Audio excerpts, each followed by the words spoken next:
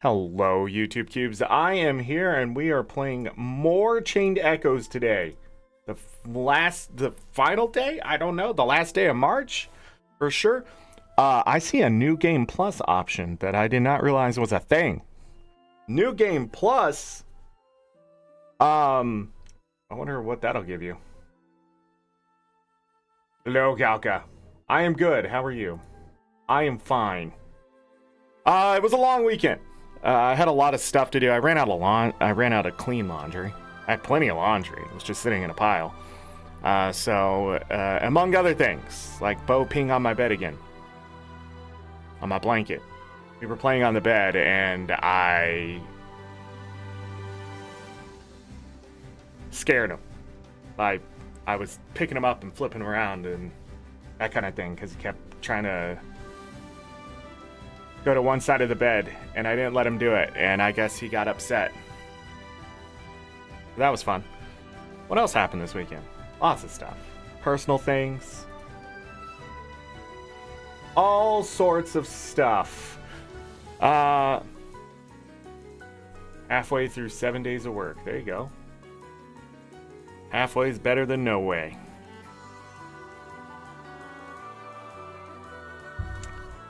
You didn't see the last part. We beat the game. Officially beat the game. Hold on, let me bring up the game before this music ends. So, there's New Game Plus, but we are not done with the game. There are several achievements I have not finished. Oh, this did not do what I thought it was going to do. Alright. So we're going to try to finish up those achievements today. And beat the God King is my goal in the next about 4 hours, is to get that done. We need to find a crab village. We need to find 12 class emblems. I still don't know where the last one is. Slay the ultimate boss. Defeat all unique monsters. Complete the bestiary. Read all lore books. Learn all skills with all characters.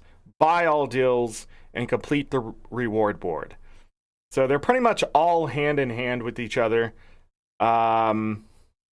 We may have to beat the God King to get all the skills, so they might just be a chain of things that will happen as we complete other things. So we need to find the last tablet, because I believe we found 5 of the 6. We have 3 of the 4 that were left. And then, yeah, trying to think of what else I haven't done. But there must be some other stuff missing somewhere, but we'll worry about that when the time comes. So anyhow, let's get in the game. I'm pretty sure I saved the game solidly, right? 56 hours. That one's 56 hours and 10. Wait, they're the same. We're out of money. That's right. We need money to upgrade our new legendary armor. Ultimate armor. Sorry, I call it legendary. It's not. No such thing. Where am I? Excuse me. Oh yeah, we went to this place. This place. That we bought a thing for, maybe? I don't know. So, find all tablets is still here. Get the last class emblem. Defeat all unique monsters. Defeat God King. That's it. That's all that's left on this board. Question is, what the frick am I doing? I also want to try to figure out the... Where's that crystal? It's on the surface. Yeah. We also need to get access to the best stuff. There's an octopus we need to beat. I'm trying to think of the things that we haven't done yet that is there. It's available.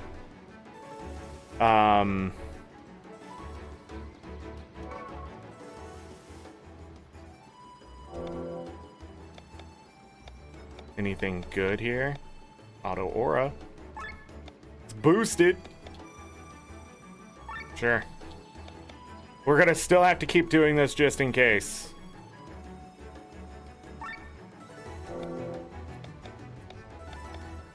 Most of it's gonna be for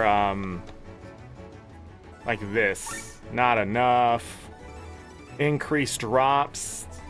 That's actually a pretty good one. Let's try to keep that boosted. Whatever we may need it. Hold on, I know how buttons work. Got it. Come down to beat the crap out of these crabs. Hold on, none of them are sparkly. Alright, there we go.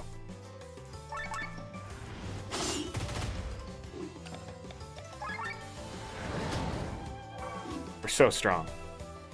Only the sparkly one dropped something.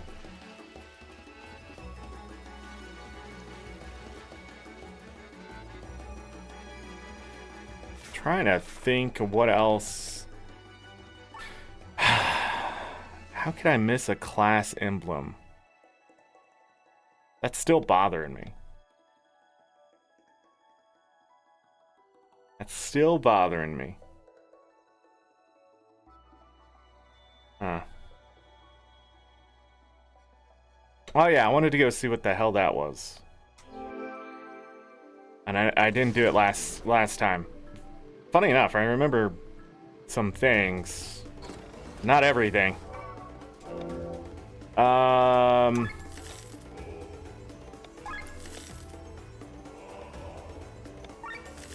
I wonder if Call of Nature, I also didn't check that out. I wonder how powerful you get with multiple Calls of Nature.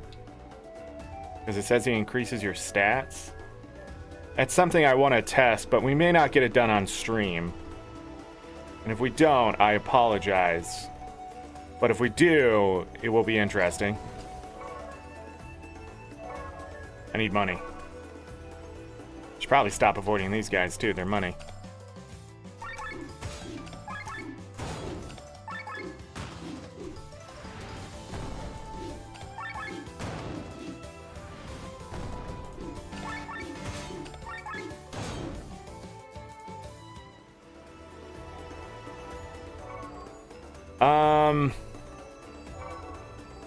What was I just thinking? Need to go north. No matter what, I need to go north. There's 2 crystals over here I'll grab.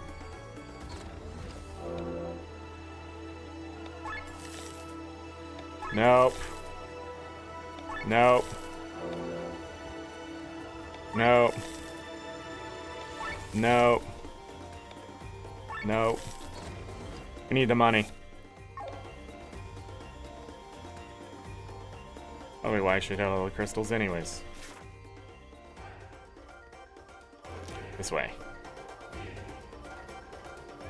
Down.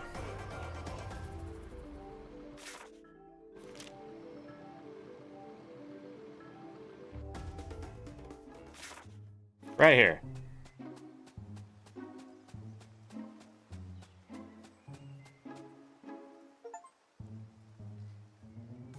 That's why we did not have that achievement. It was here the entire time. So I thought I had been there. And then last Friday, the last part, if you're watching this later, I was thinking, like, had I been there? And we went and searched some other things here, but then I was like, nah, I'm tired of wasting my time looking for it. Obviously, I missed something I'm gonna have to look up. But looking at it with fresh eyes today, I'm like, let's just go check it. And you know what? Here it is. The entire time. Unbelievable. I was literally ignoring this place. I can buy crap. It's a crap. No.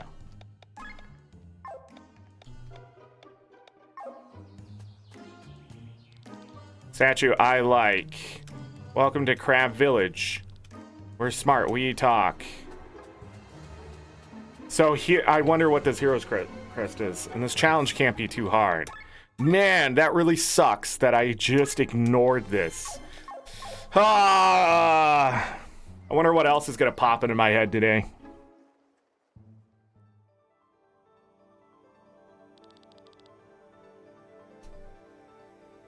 Trying to think of what else we like. Now we need to get the power armor, go beat the octopus. It's another thing I haven't done.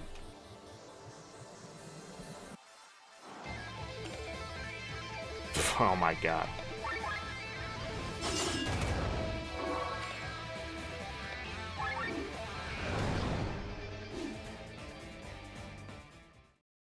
Wow, we could have had that a long time ago. So I found the crab village, and now I found Hera the Bandit. Ooh, interesting. Hera the Bandit. Find 12 class emblems.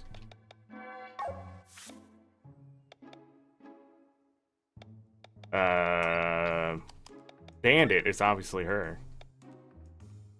Agility, crit, HP, and attack. Her attack would drop. Her agility would go up to 48.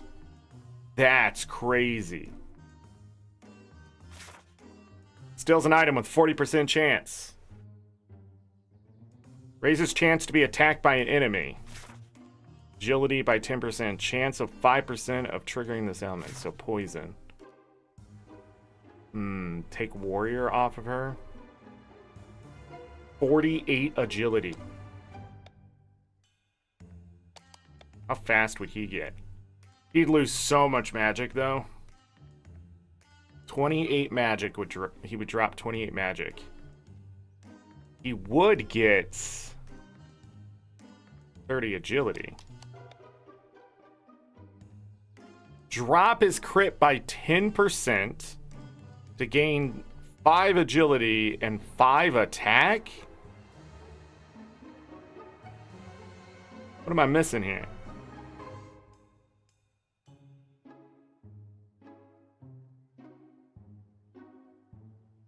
What am I missing? Just, he won't be able to crit 100% of the time?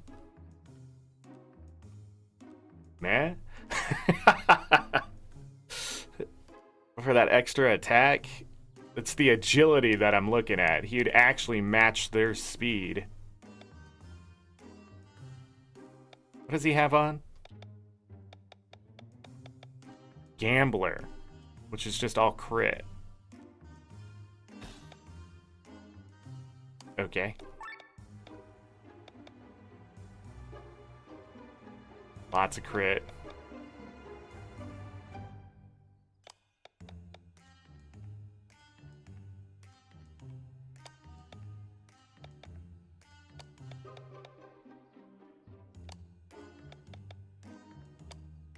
Who doesn't have one on?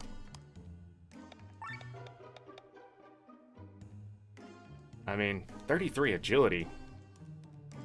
Could have put that on him. Not gonna keep moving stuff around.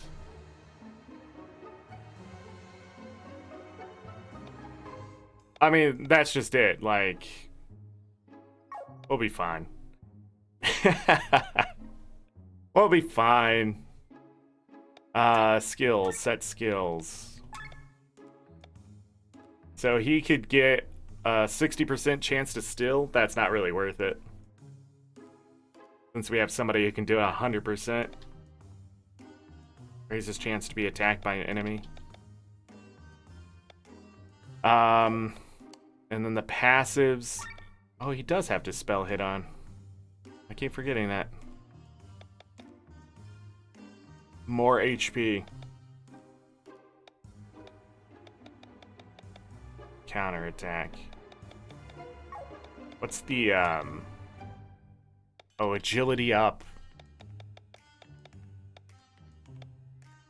And poison hit. That's another crit up right here. Okay. Do we have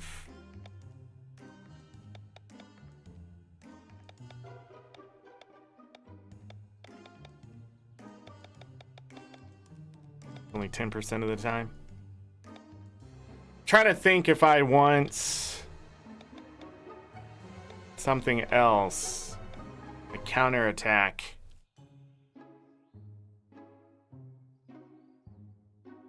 Because when they counter attack as well, they gain HP. Oh, crit damage up would be another good one. But I don't think he knows that. Yeah, if you had crit damage up, that would be amazing.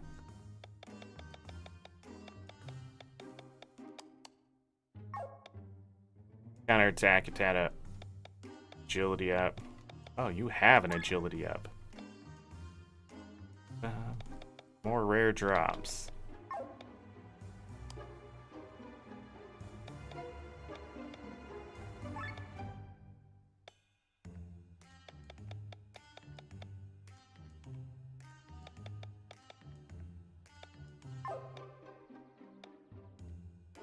Okay.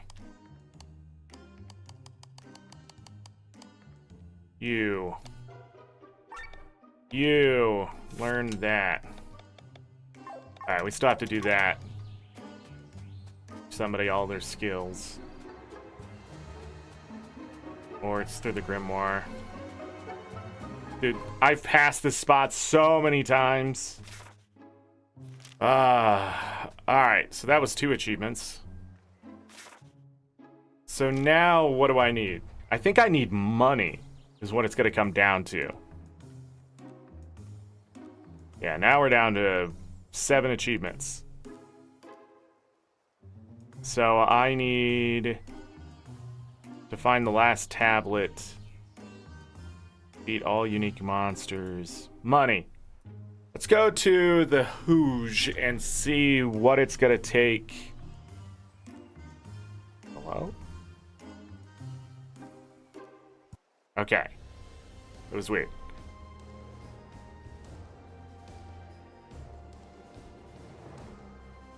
Hooge.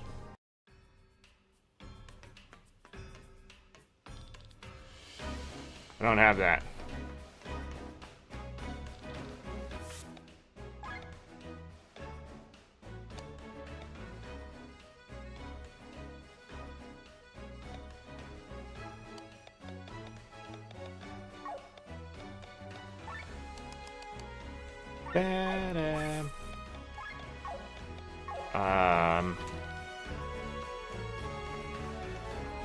I talked to about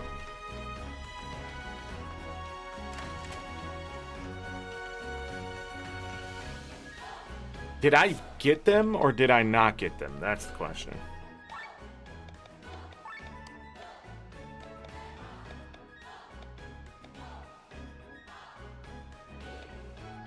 Oh, we should probably go get the greatsword. I thought we did that.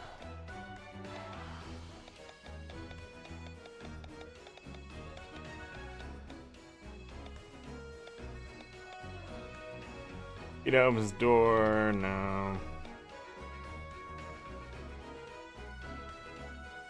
Mechanist and Hooge might know more about it.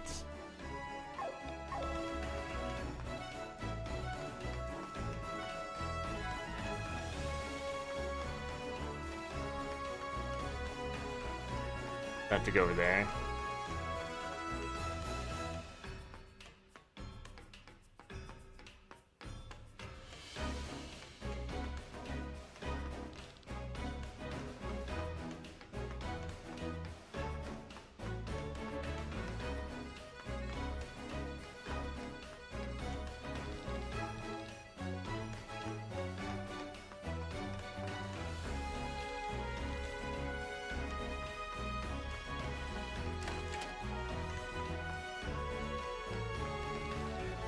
Women of the Hooge aren't as harsh as they appear to be, but we must play this act to keep the behavior of all these pirates at bay.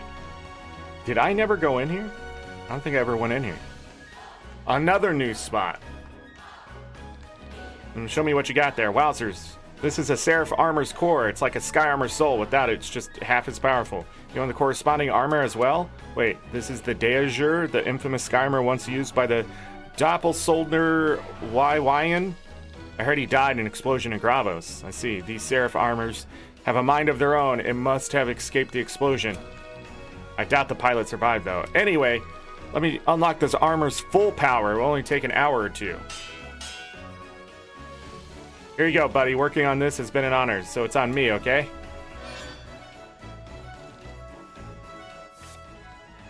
Okay. Stop it.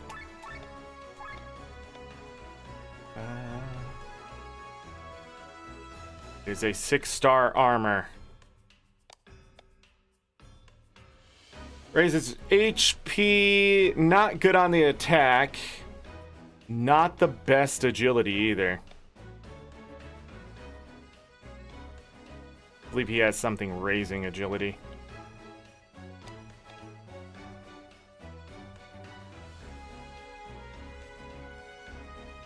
Huh.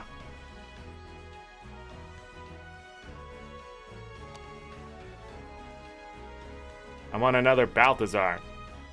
But this might not be bad here. Mind goes down, defense goes up, magic goes up, attack goes down a little bit, a little more HP, but a higher chance to crit.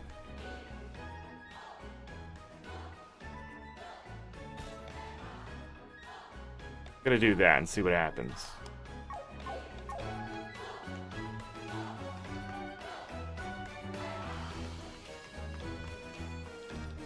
Won't find spare parts this cheap anywhere else than on the Hooge. Most of the time, we won't find spare parts at all, except here. In many nations, only the military is allowed to use airships and sky armors. We offer delicious seafood on the Hooge. You should try our Balabes. No clue how to spell it. Spell, I mean how to pronounce it. Why did I say spell? It's not like you're reading my words, right? Caviar is overrated. It is.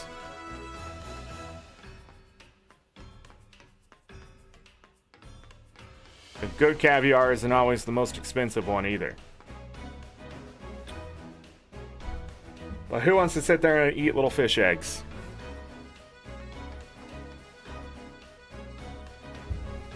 Maybe I need the golden voucher now? How much was that? What's the best way to earn money? What's the best way to earn SP too? Let's go.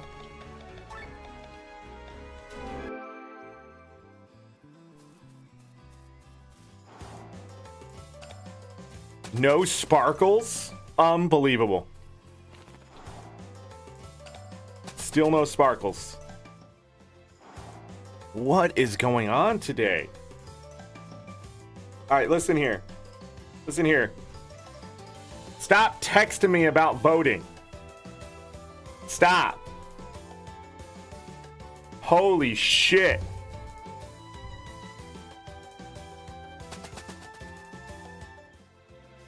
People in my generation don't like that. We don't like it. We don't like being spammed. We don't like it. And if you spam, we don't like you. How can you be so out of touch?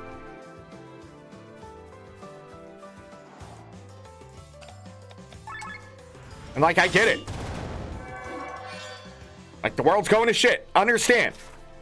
But I don't want to hear about it all the freaking time. I don't. Stop it. You make me not want to do the thing that I was already going to do.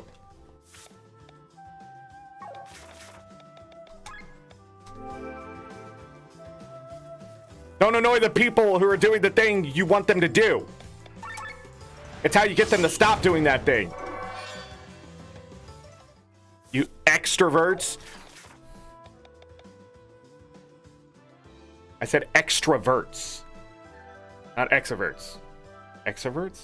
Extroverts? Extroverts? Extroverts? Extroverts.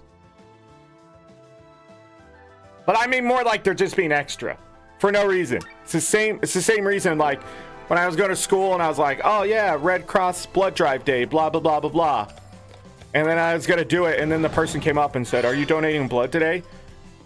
And then like, they give me this big spiel about how I should give blood. And you know what I did? Not give blood.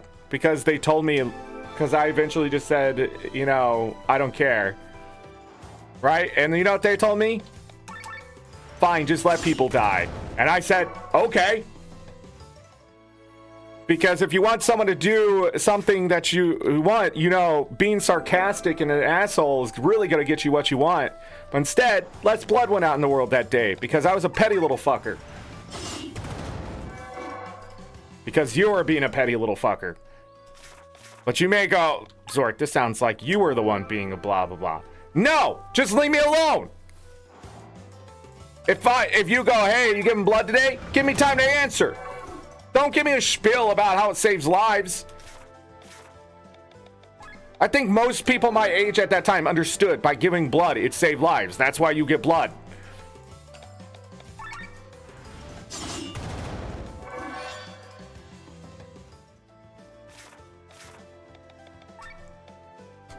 That's why people call me a centrist. They're like, oh, so you don't want to help these people? Now, with your fucking attitude, no. No, not I'm doing. I'm just getting skill points. We gotta grind. How we doing? Okay. Got him. Got him. Got him.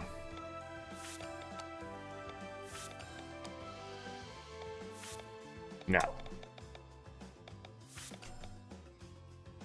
I'd rather be annoyed by a text than 20 phone calls. That's true, except I'm getting phone calls too.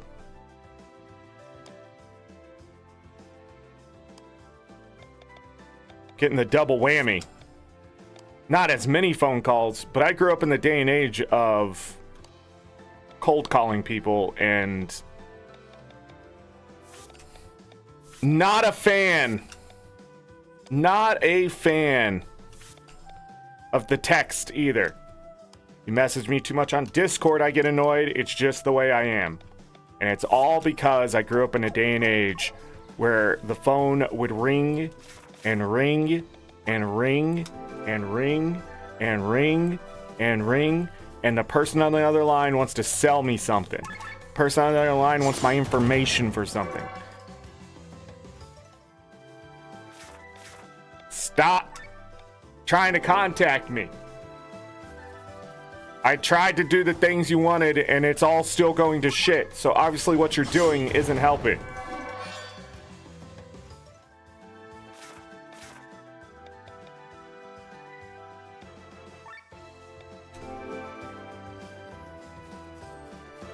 But the thing about the text is, I have to delete all those texts. Pushes down important texts that I like to just quickly get to. It's making it inconvenient for me on my own phone.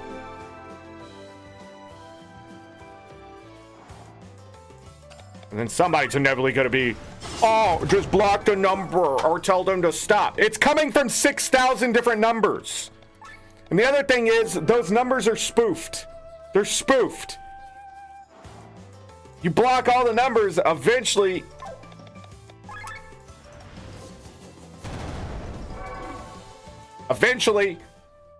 oh, you're gonna have every number blocked in the freaking existence of phone numbers, okay?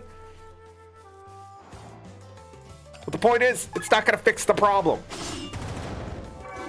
The problem starts with telling people to stop freaking texting me.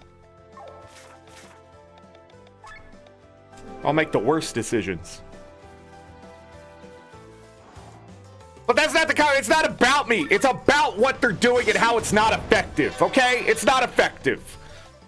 Annoying people is not effective. That's what I'm trying to say.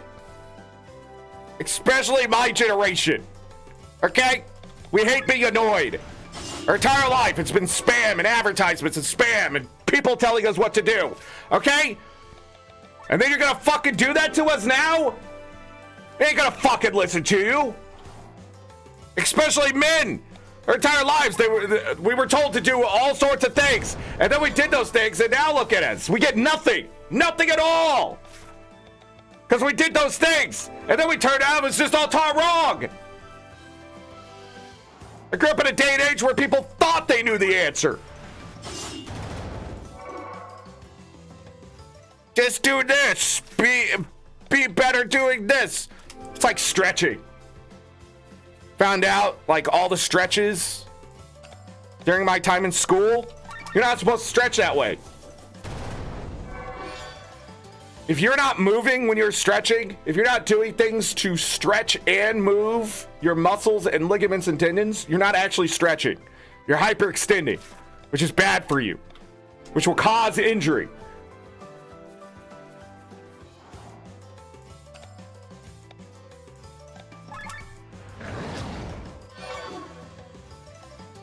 Crazy shit.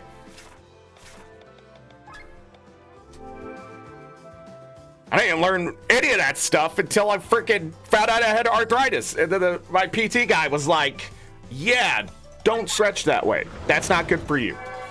Hurts your joints and it just tears your muscles. You're literally just like tearing your muscles.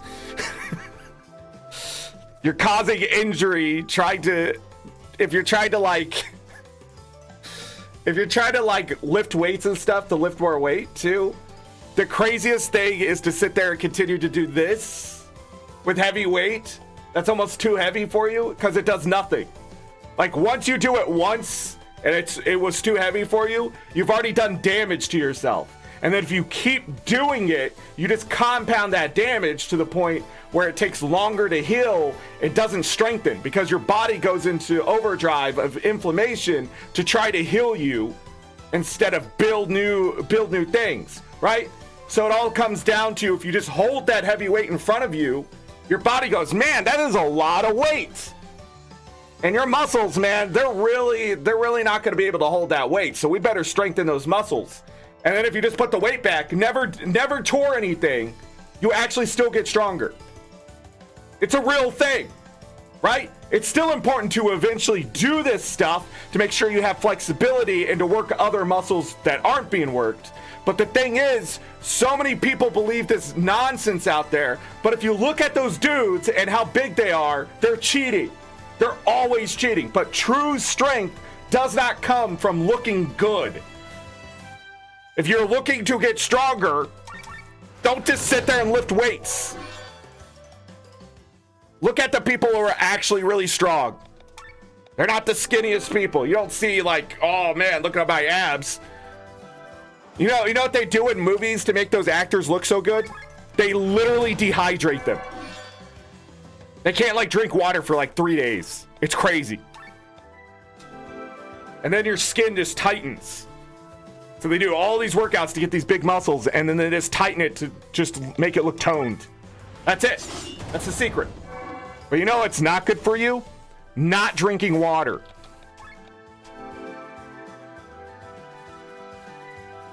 Like everything up here, what we think looks good, is a lie. It's all a lie. We were spammed as kids.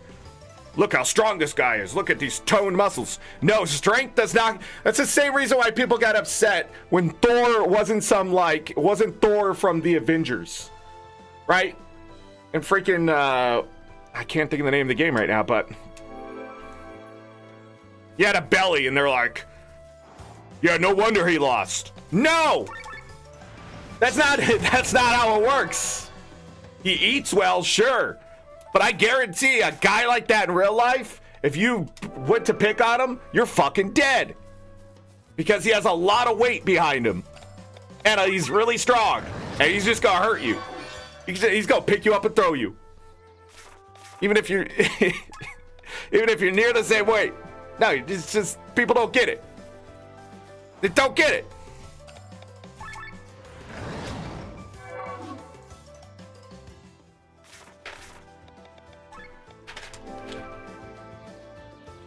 Becky, did you have to throw your food? I lost count because I laughed. That's when I lost count. How many times did I do that?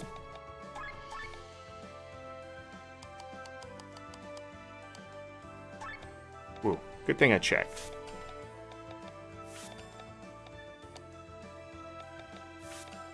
On that one. 3.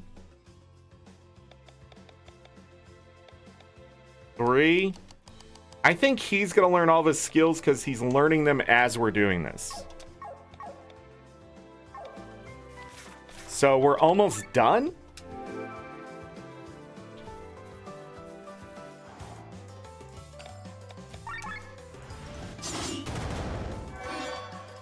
Ashen Bone Thin Hide too. That's the other thing I need to look at.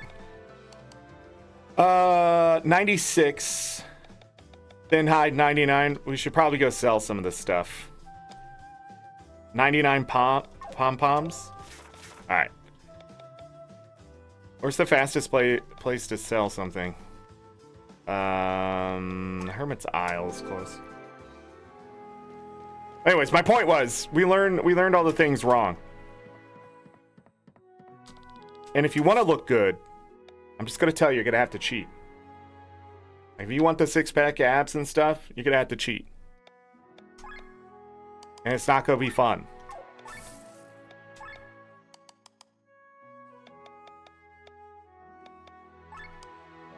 Can it be fun? Sure. Sure. I hate this cell system, by the way. 46. Go down this way. 49. I saw we had 10 extra of those. That's probably because we bought extras.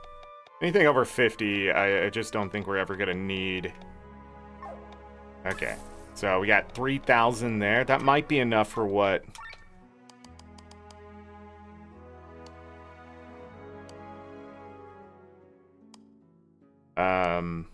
What was I just thinking?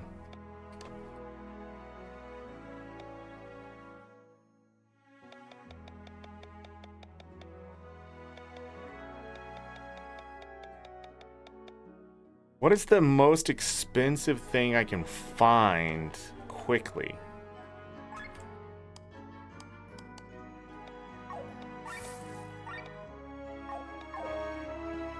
All I can think of right now is the yak.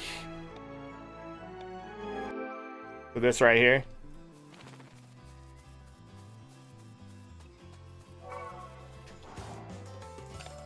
Except we get there faster.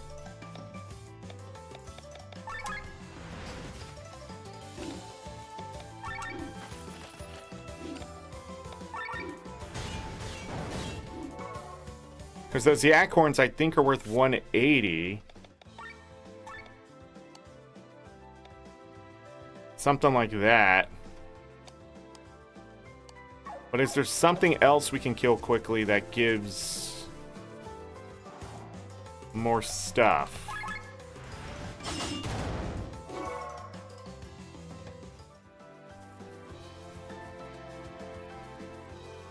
Like big groups. Close to a crystal, preferably. I can only think of those crabs, but it's only good for SP. It's not really good for money. How do I get money in this game?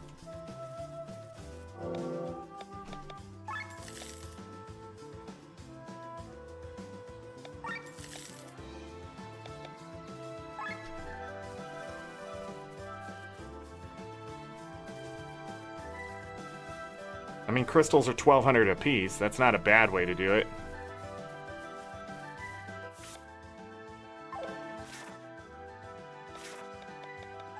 Anyhow, let's finish up.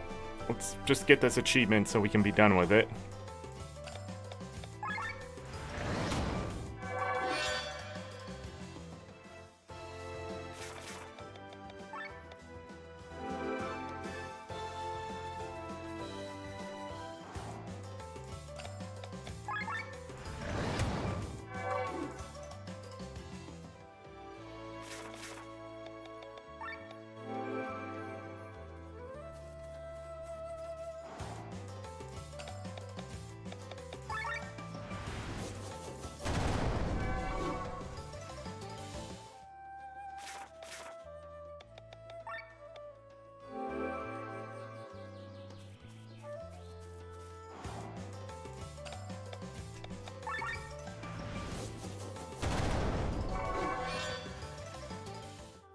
A lot of pom-poms.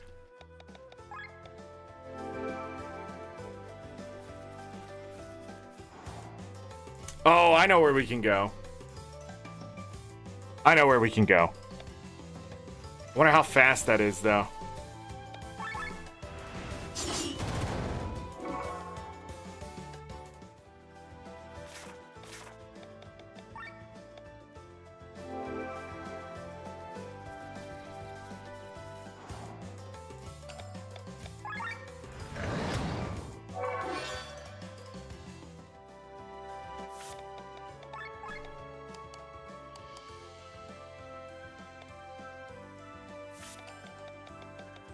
2 more.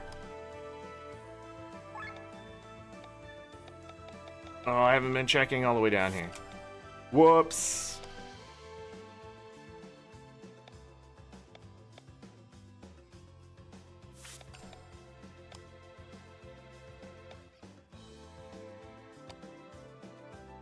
Game almost has too many.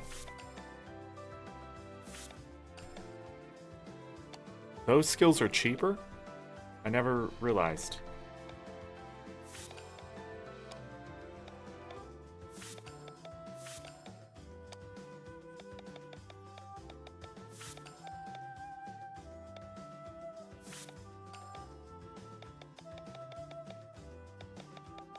Huh.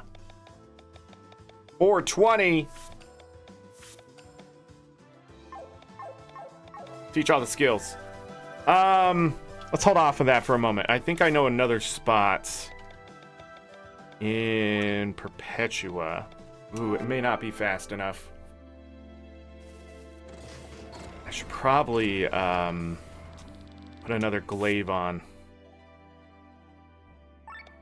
Buy. Sell. 29 pom-poms.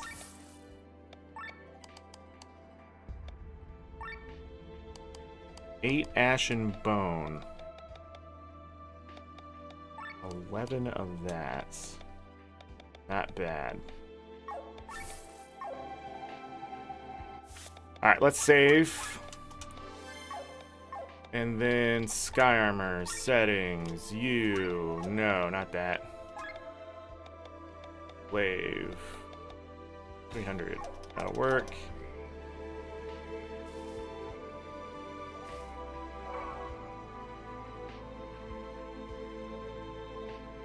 Alright, we're gonna have to... No, we're not. Yeah, where is it? Right here. So these...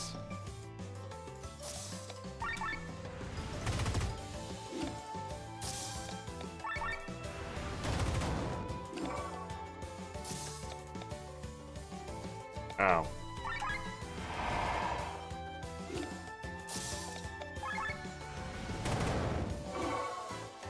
Those sandy fins. How much are those sandy fins? Hey, buddy. Wanna come say hello? Say hello.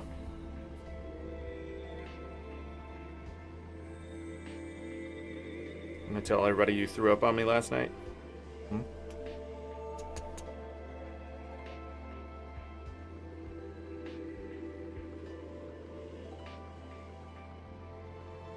Okay.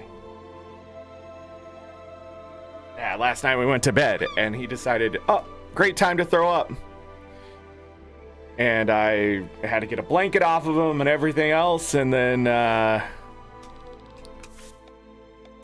was not fast enough, but I'd rather it be all over me than it's 1,000 A per run. Okay, but that was just the test. What happens?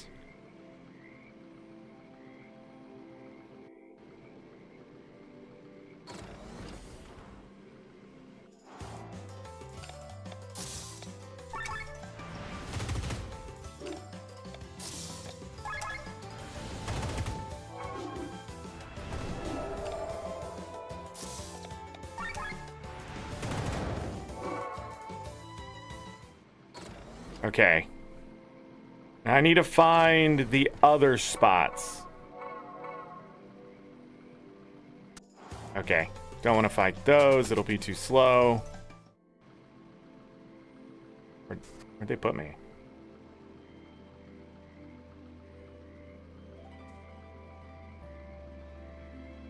There's this one up here.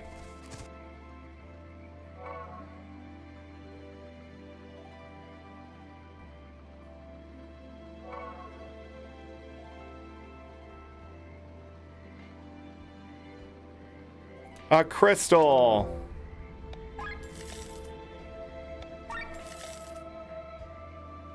Okay.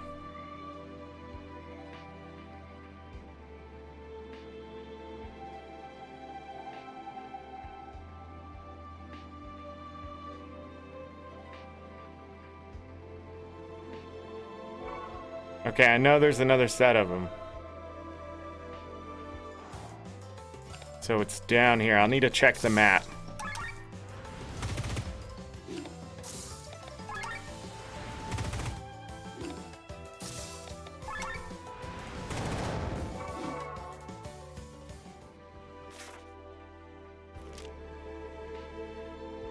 Directly south.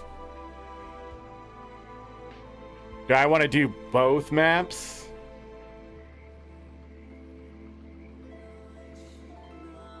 Because we are porting back.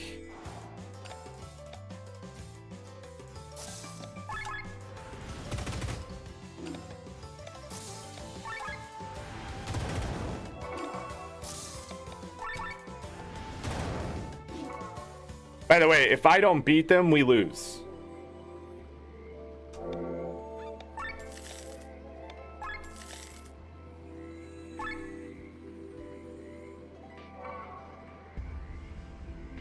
Because they insta-kill characters. Wait, did this ever become anything?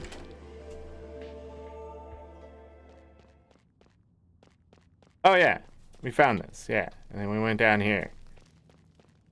And there was all sorts of stuff, right? Let me double check.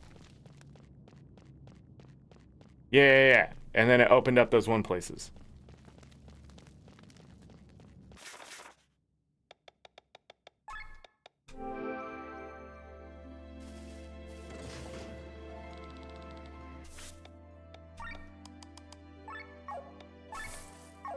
Only 2,500.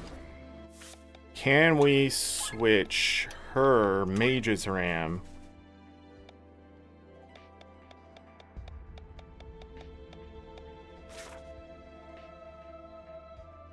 %10 chance to get an additional drop.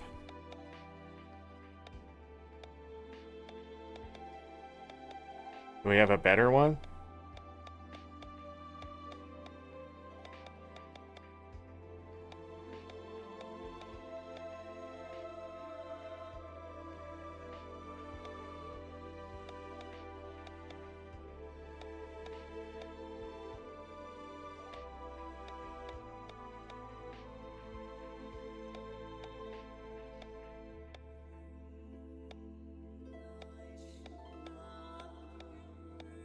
%10 the best?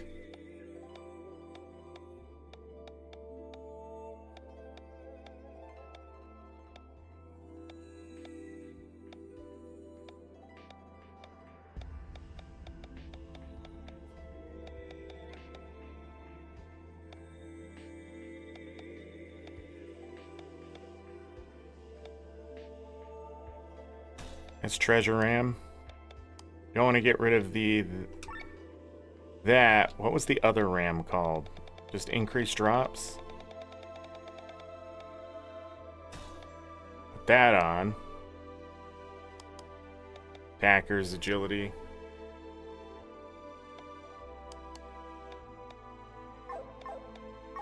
Alright. Oh, I'm already flying.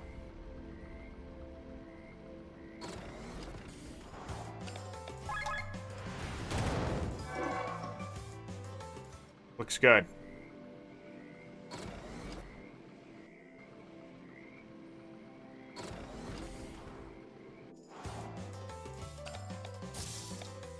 And we got a sparkly. Nice. See how much that improves things.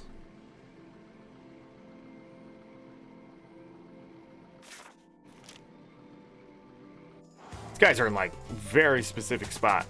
That's not what I meant to do.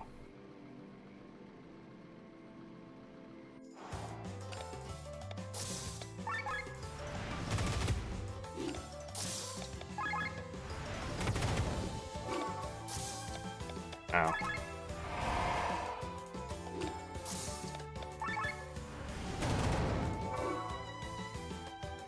That was not all extender.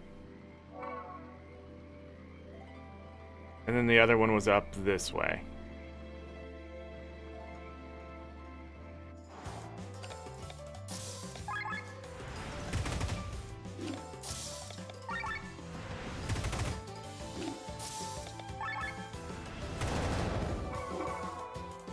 All Extender Purple Edition. I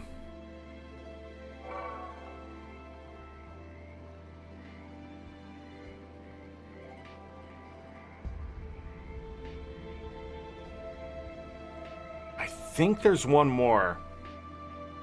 I'm willing to search them out.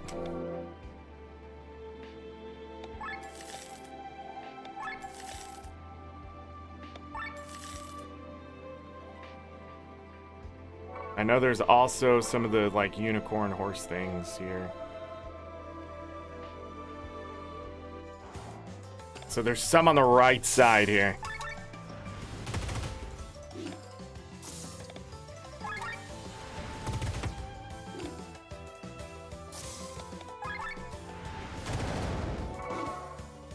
Nice. Water attack.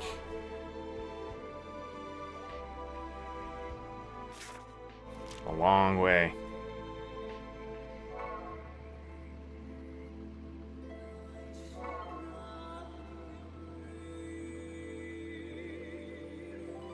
All right, so there's 4 spots where those can spawn. And then how much money did we get?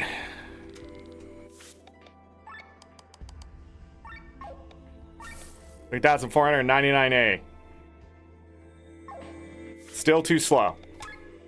Damn.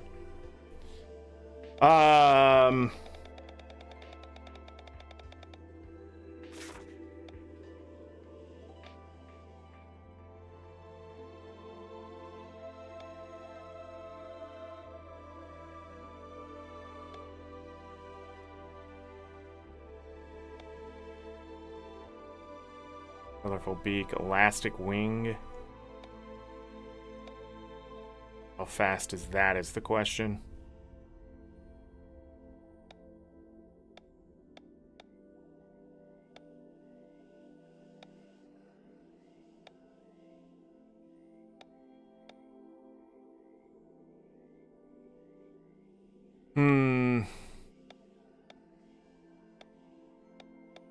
I don't think anything just straight up drops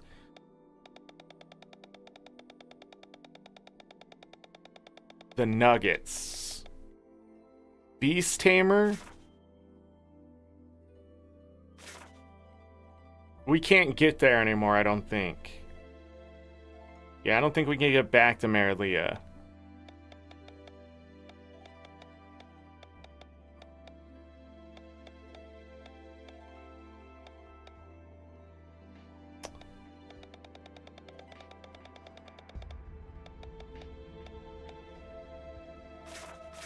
Yeah, can't get back there. Nugget.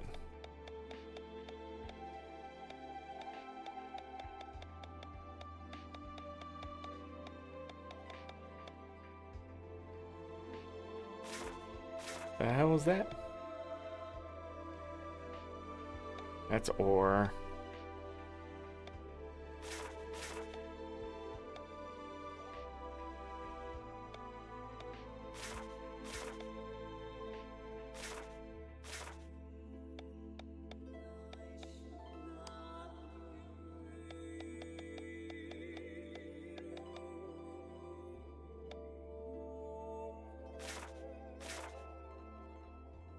Copper nugget. That can drop a nugget?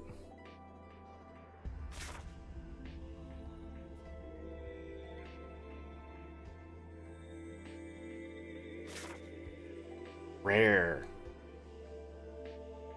Platinum nugget is 10,000. Let's go to Shambhala. Because I'm thinking 2 things for Shambhala. First of all, really fast to get to that bird. Hey, Binary. Sorry, I missed you there. I'm doing math.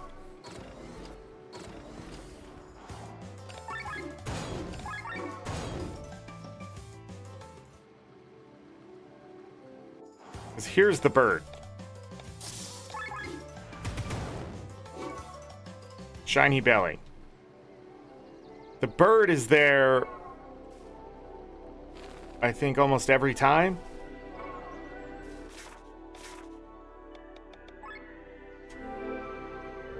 Is this the farm?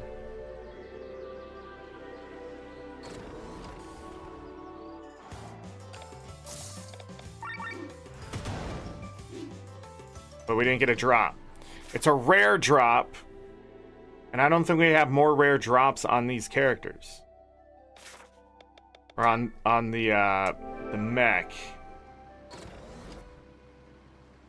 How fast can we beat it on foot?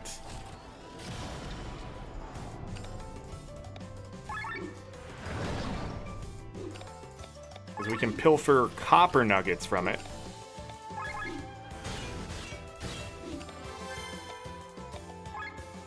Weak against light. And it's protected against magic. Zorric, you gotta learn, dude. What are you doing? What are you doing? Got nothing.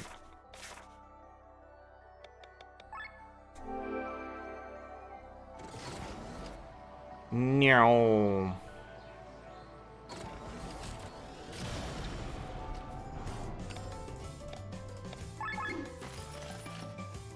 Copper nugget.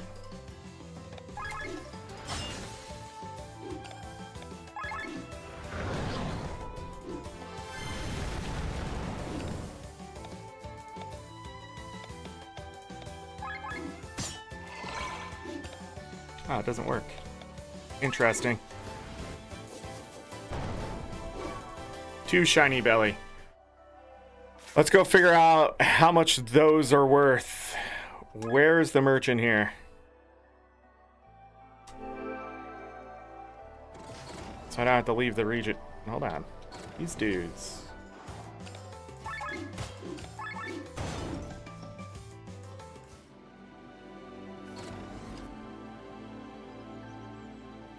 So here's a merchant.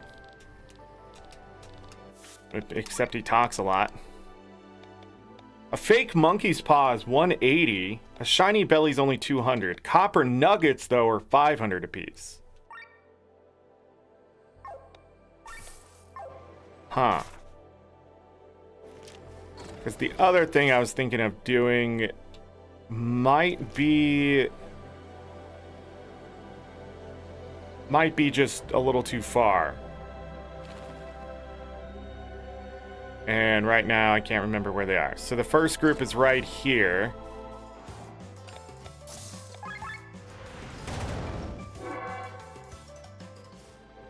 So that's good. Next group is right here.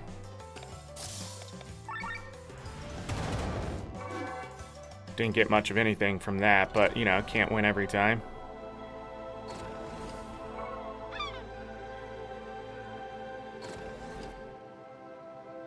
Okay, and then this group right here.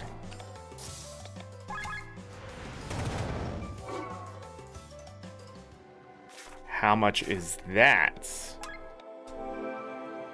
Fuck. It's weird, I press up and it goes to the one at the very top. Oh, shit. Find more, yay!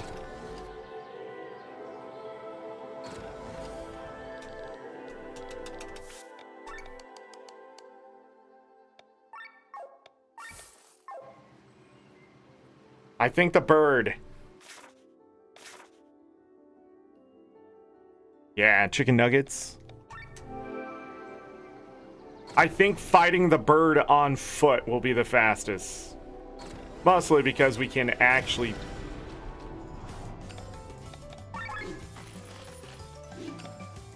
like, we can get something for our time.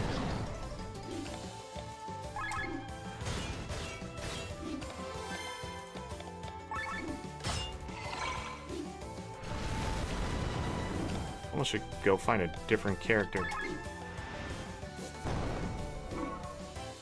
So that right there is 700A.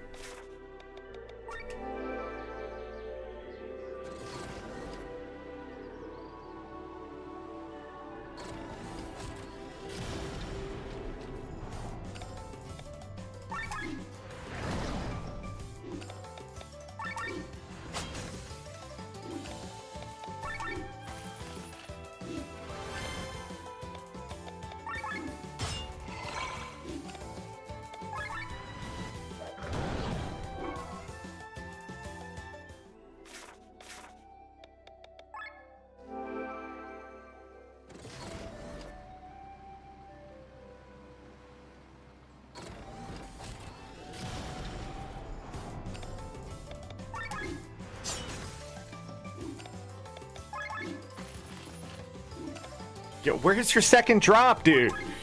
Fuck! Been having such a problem with that.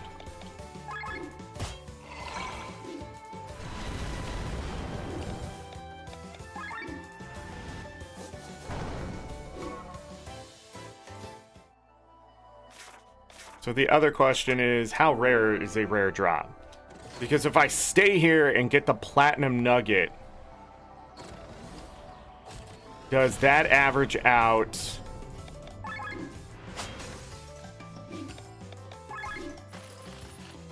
Please, still 2. Please, isn't it a 50% chance?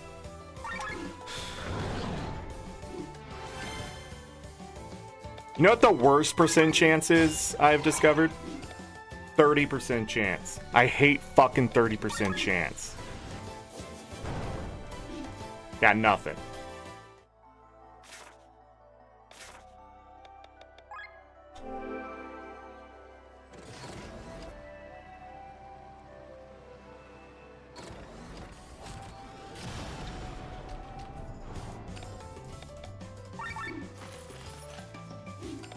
Okay. That's 1,000 A, which we're getting by killing the sand sharks, about 1,000 A or less per fight.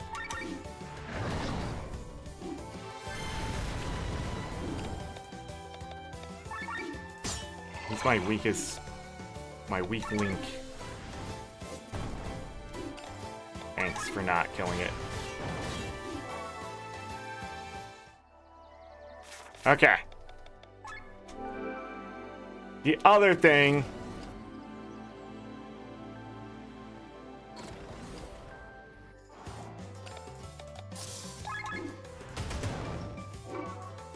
See, that's 200A right there. And then you press the wrong button. And then you waste all that precious time you thought you just saved.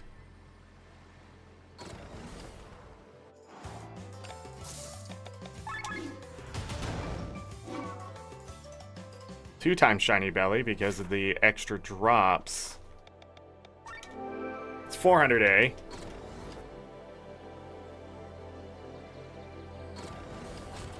No.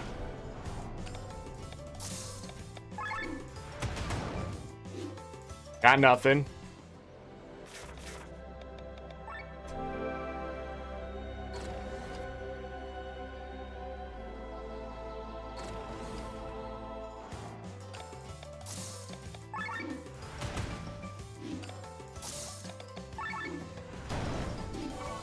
Shiny belly.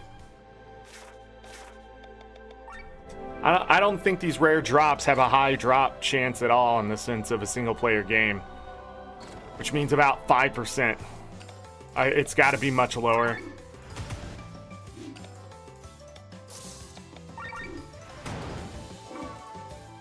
Yeah, I don't even... I hate single player games, dude. When I get to this part of your game, if I have to go back and grind something because I'm not getting money fighting stronger things, you have done fucked up. I'm at the end of the game here, dude. Give me money. Just give me the fucking money. Everything takes money in this game. And you're like, look at all this great stuff. And then I have to go grind. And it ruins the end of games. When you have to sit there. This is Final Fantasy VI all over again. I'm sitting there just waiting for the drop to happen so I don't get blasted by the fucking end boss. Except I've already beat the end boss because I was too stupid to find this stuff sooner.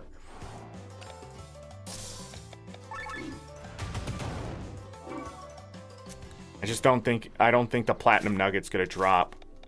I think it also had a gold nugget, didn't it? As an uncommon?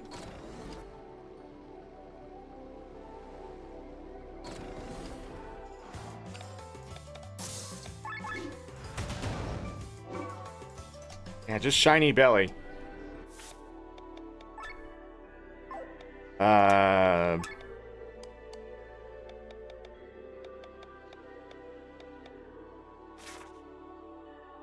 I hadn't seen a gold nugget either.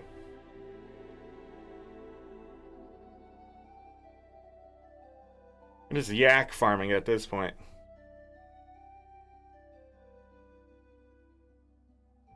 Yeah, and I wish I could see the percentage. I don't know why devs hide that information anymore.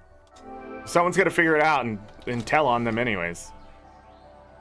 Tell me what the percentage chance of something's happening, so I don't waste my time. So many things like that. Just give me information. Jesus Christ, thank you.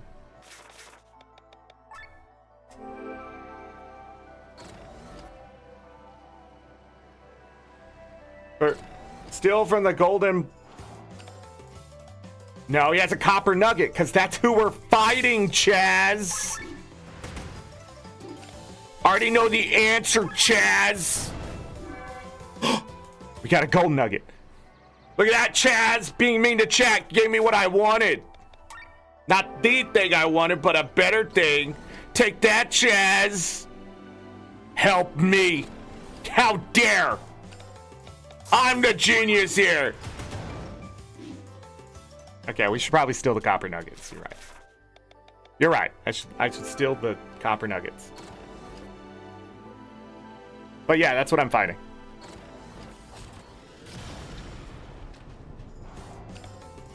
Pilfer! Yeah! 1000A. We just have to sit here and let the crits do work, I guess. Asshole.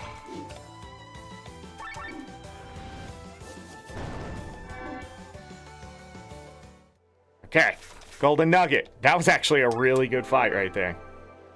I don't know how much Golden Nuggets are, but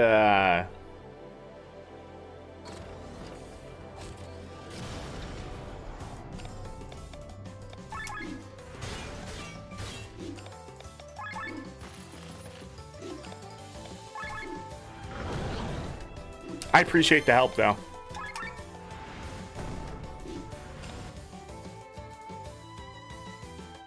Consume TP.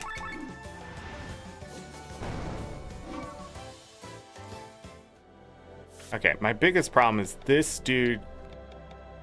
This dude right here can't do damage because he's not physical.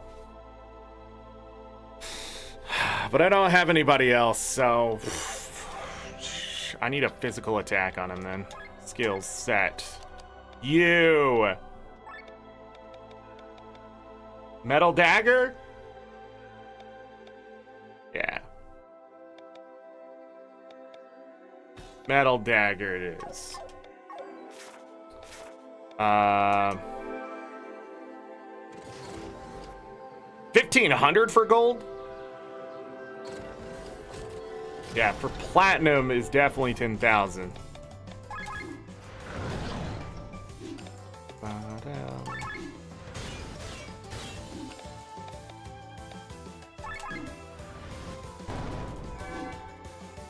1500. There it is. We're getting gold nuggets. I guess you have to complain. You have to complain. You can't just go through life and just be like, you know, whatever.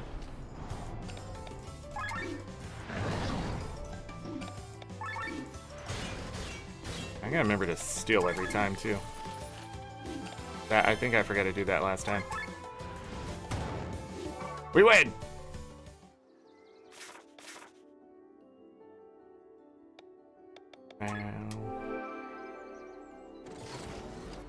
The art in this game is really good.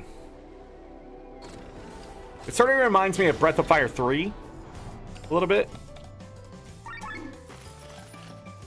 Yeah, double copper nugget.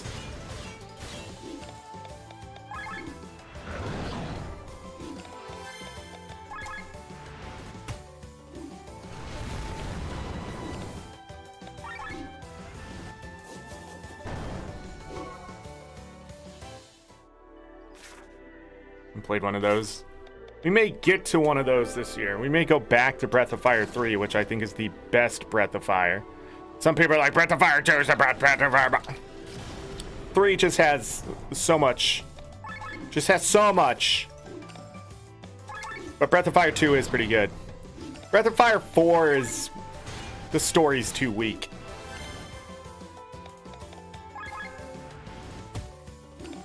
A nice crit.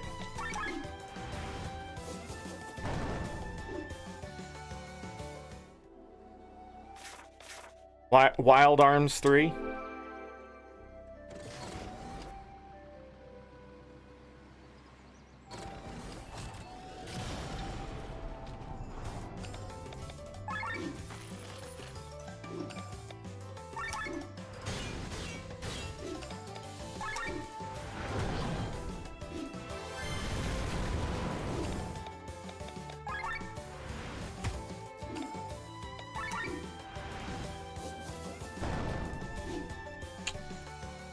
Let's go see how much money we have. Because I'm like that.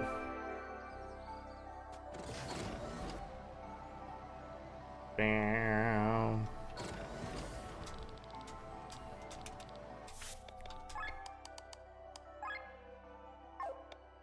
$15,200 A. Okay. After all that work.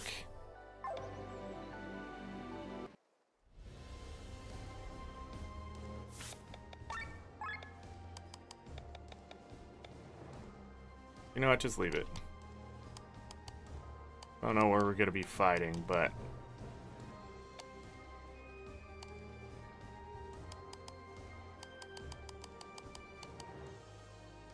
Not just short. Amount of times I've opened the menu and seen that, it just angers me.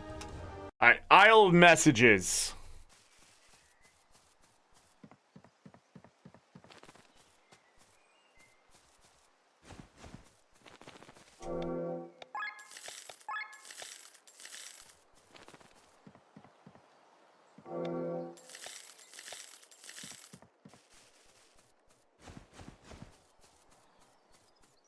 $2,400. 3,600. I don't care what's there. We don't have time to continue to farm these things. I'm tired of farming. I want to go kill something.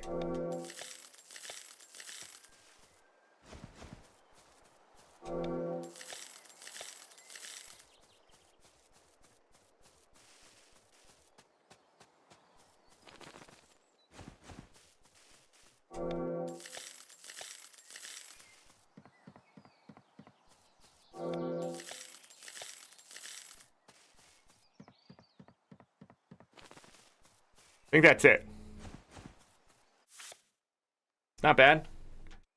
Not bad. It's pretty good money. I don't know how many crystals are there, but it's 1,200 times whatever amount of crystals are. It's like 10,000, over 10,000 maybe, I don't know. This place.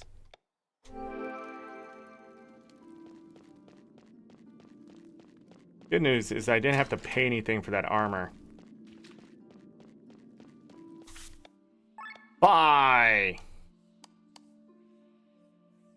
We may have to be back for that. Okay, so I'm gonna get the golden voucher. Show to merchant. Receive access to the best gear for your sky armors. Okay. Back to the Hooge.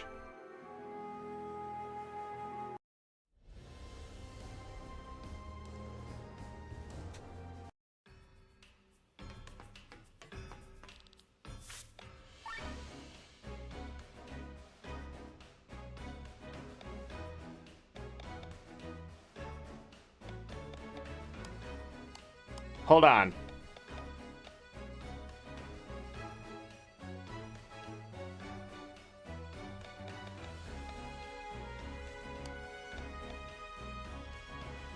Brings his attack up. His agility to 31.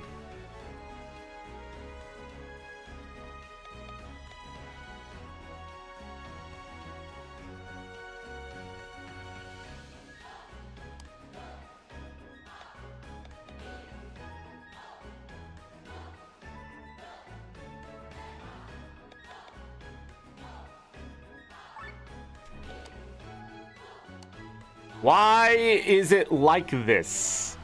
I think I want 2 of these. It sucks that that 6-star armor is not better than the Why? Who has it? He has it. That's crazy.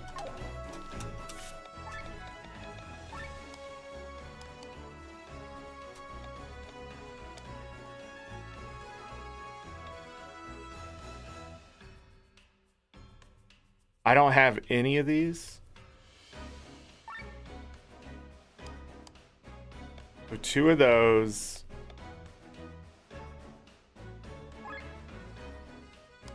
Two of those.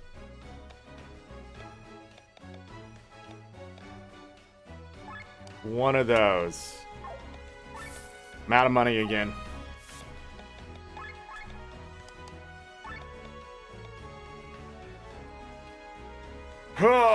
So much for this, like, legendary sky armor. The problem with it is that I lose so much attack with that sky armor. But we may have to go magic, but I'm also missing some defense. I don't know. I'm gonna start with this and see what happens. It's about agility, too. Alright, I need you to put back on...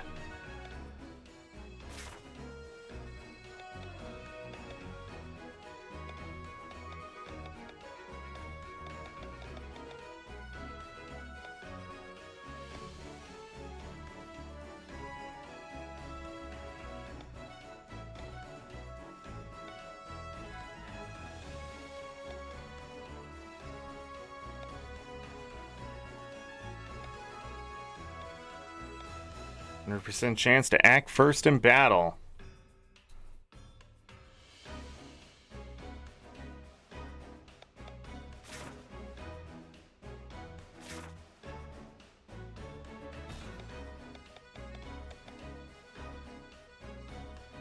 Wait, does he have... He does not have support drones 600. But she actually gets quite the boost in defense. So does he. Yeah, so that's where all the defense was. Balthazar does not have as much mind as this one. See, this is just a good armor to have. 4,000 health. Good defense. Pretty good off. Actually, it's just well-rounded. It's just such good armor. But then you get these Seraph class armor, and it just doesn't hold. It just doesn't hold.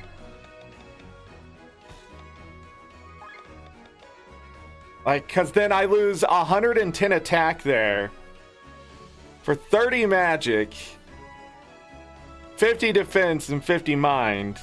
But I lose 2 agility. Why is this so slow? Like, the Balthazar armor beats out the other armor completely except for agility. And I would be willing to give up 1 agility for 30 extra mind, 10 extra defense, 30 more magic, 10, whatever. Like, I'd be willing to give it up. And even the 300 health. Where can I get multiple Balthazars?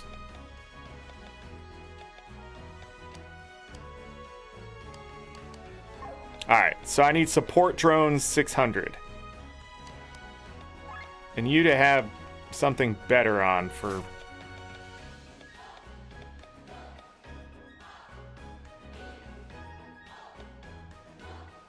Didn't I find...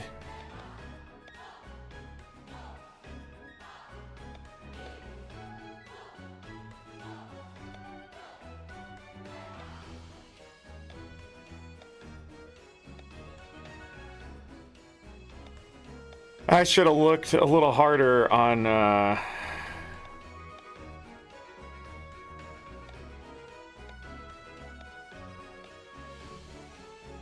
more rare drops. Was on water attack.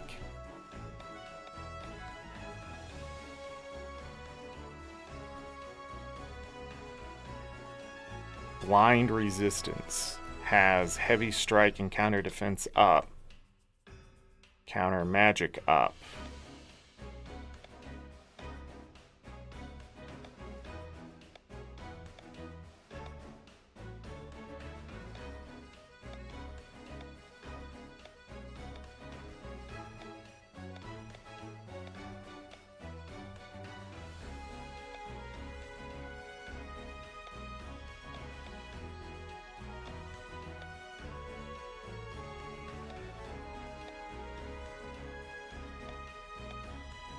Man, this RAM is a mess. Bam, bam. Skill RAM is just all over the place. For one turn, if I attack, the debuff has a 35% chance to hold longer for one turn. That could be useful. Oh, here's a better one. Counter Vital. But why is it like that? A sleep hit. We'll try it. So I just need to put a better elemental cannon on. Yeah, now his magic is 660 and his mind is 650.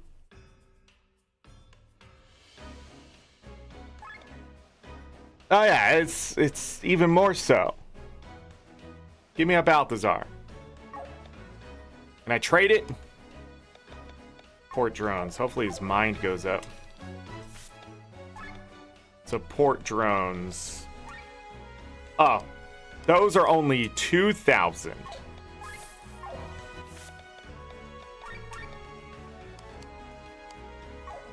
I freaking... His mind and defense isn't quite up there. His magic will go up by 50. Oddly enough, he is hurting for defense. That's why I was looking at this. But he loses another agility. I mean, but I can't say no to the defense. And I can't afford another one of those. Damn it!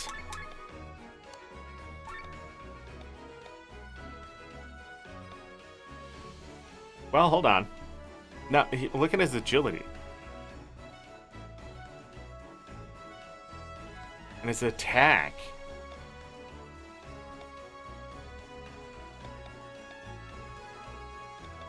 Fuck it, he stays.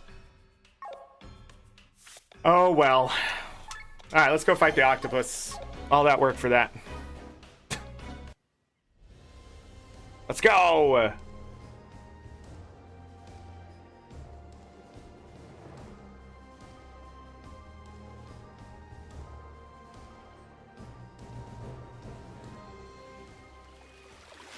I can save right here. Nice.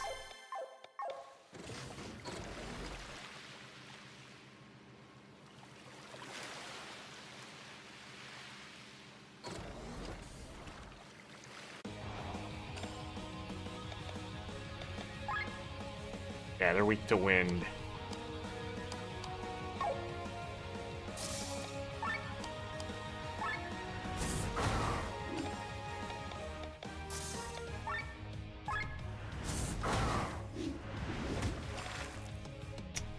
Okay.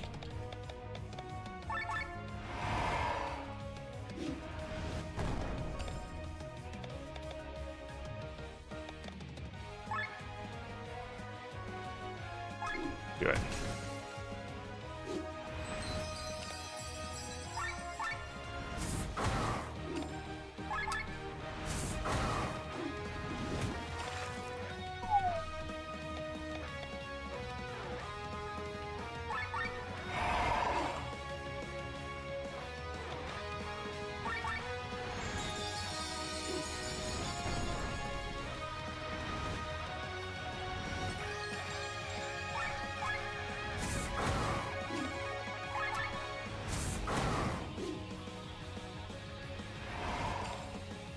Tentacle Fury hit all.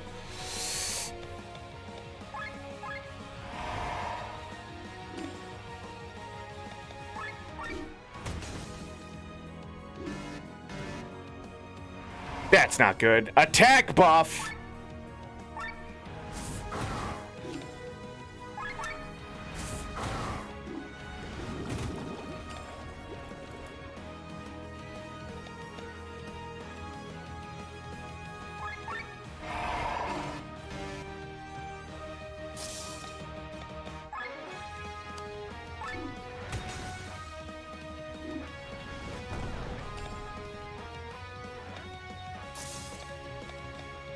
Oh, it's so close to being dead.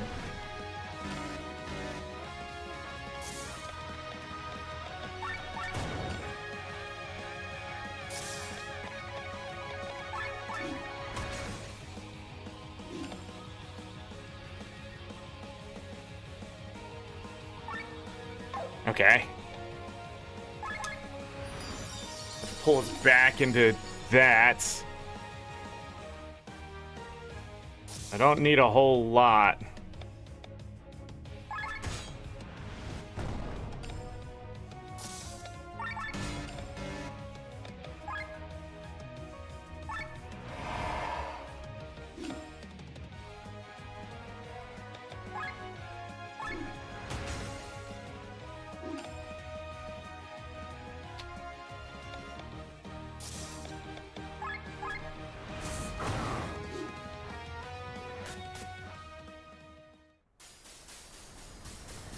Where did that chest come from? Oh, it moved. It probably moved off of it. We did it! That's a Grimoire shard. Okay. Did a ship wreck here? How much money did I just get? Must really. I hope most people are able to escape in time.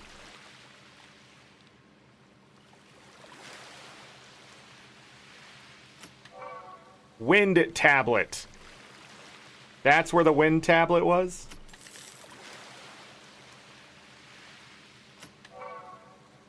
Repair kit DX ×2. I have 42,609 monies.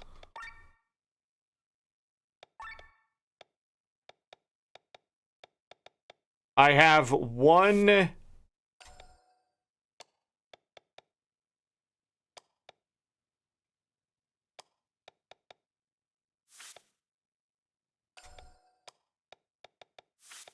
More thing to learn for each person.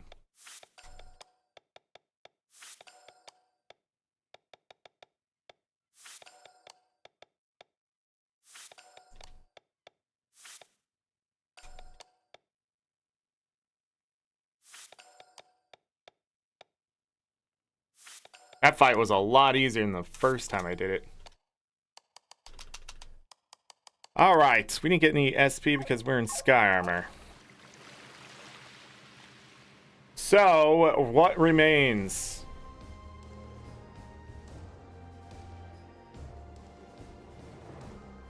I think...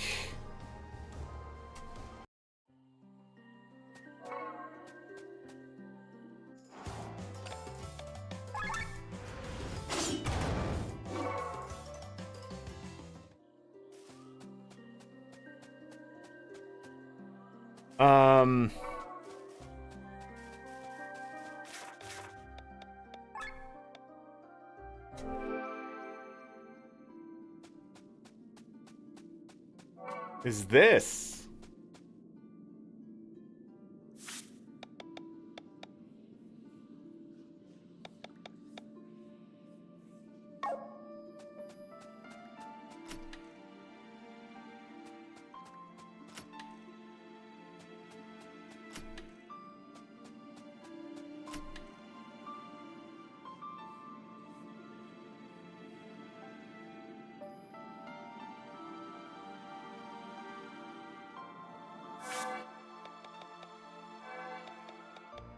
Okay. Let's save. I also wanted to check.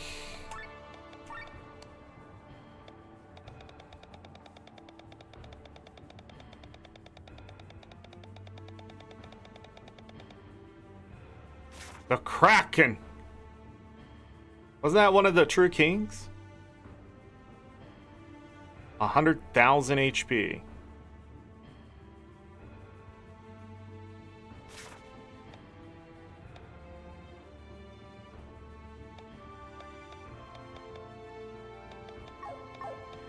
Can I get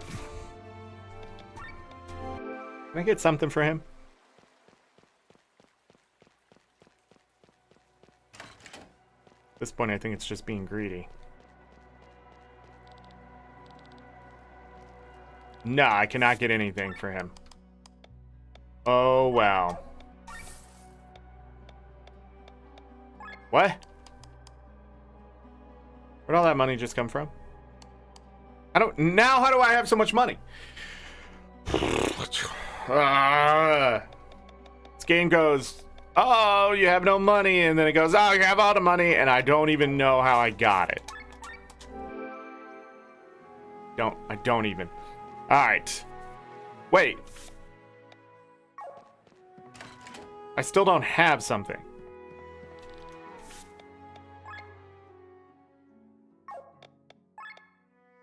An otter owl? Where the hell do you get an otter owl?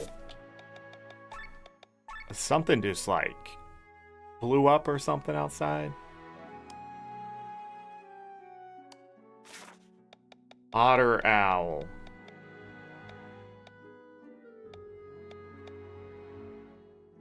None of these give an otter owl.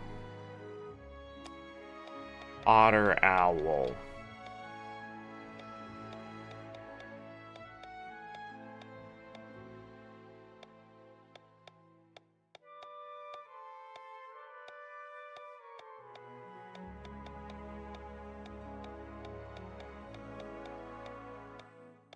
Otter owl.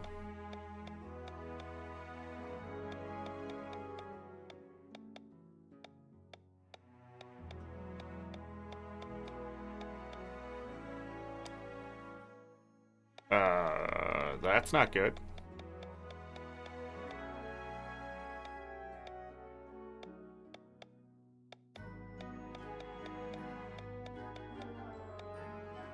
I mean, I don't think I will need it.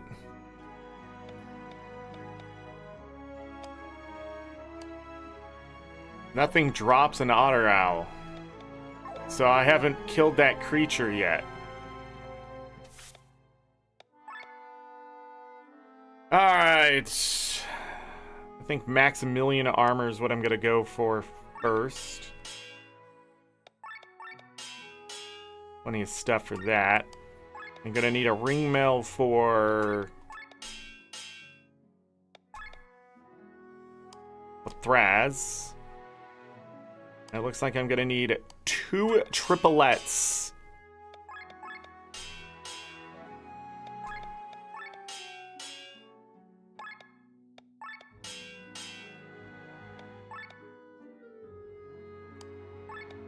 I'll do 1 grimoire robe so I can compare, since we do have one.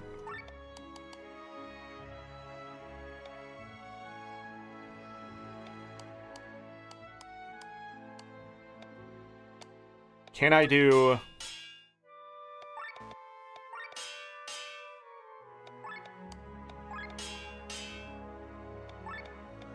I can definitely do that.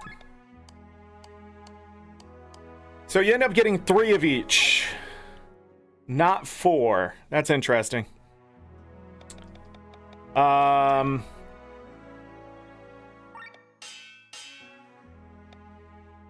Agility up, crit up, magic up.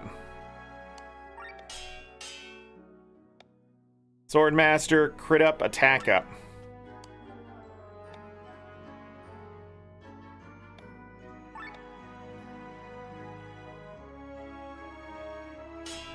Yeah, we're just resetting them back up.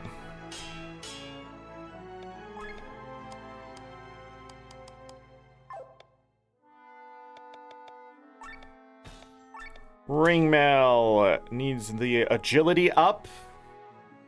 But I want to do this in order. So it needs a magic up.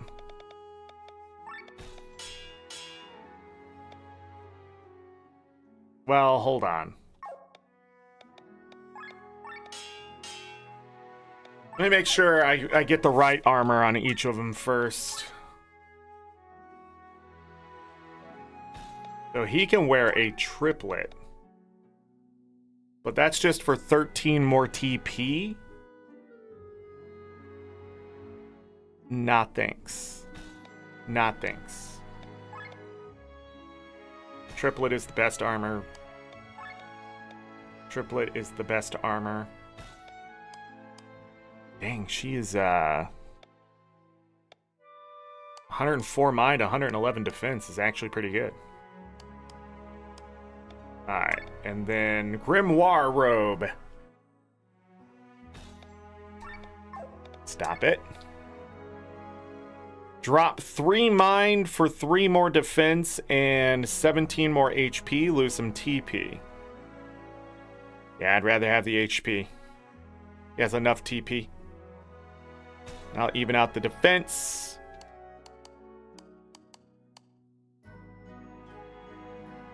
Alright. Then we can throw some stuff on him. Ring mail. So, yeah, magic.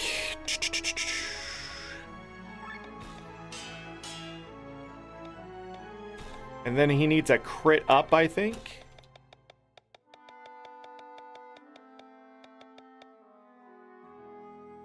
No, did we not have a crit up? Yes, we did. And then the agility up.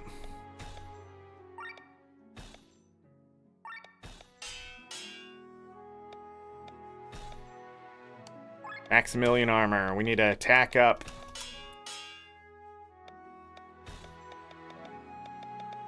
God, man, why? Crit up. These menus, they're done so poorly. What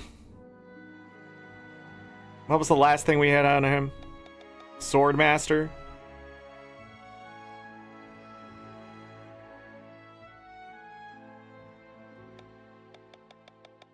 We didn't have a crit damage up, right?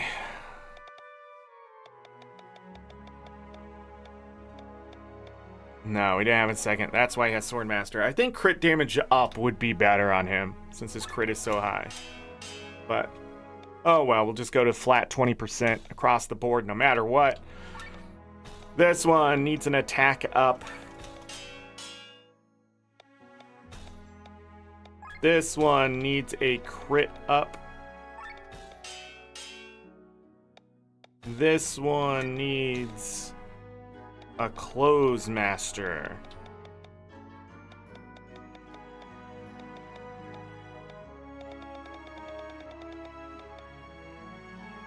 Is this... Let me double check. Yes, it's close. Reduce damage by 20%. Okay. Then the other one. This one has a bunch of utility in it.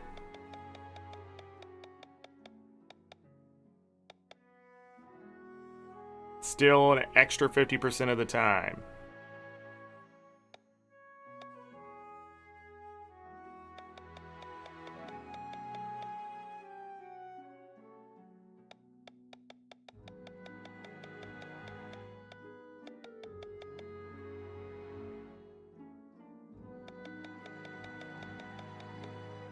I wonder if we have enough to finish these off.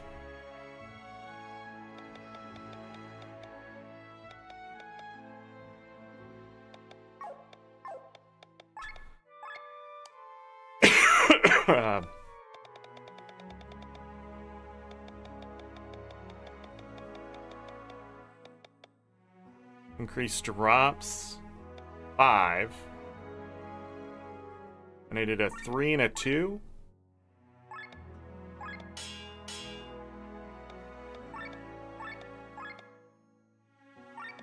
Done.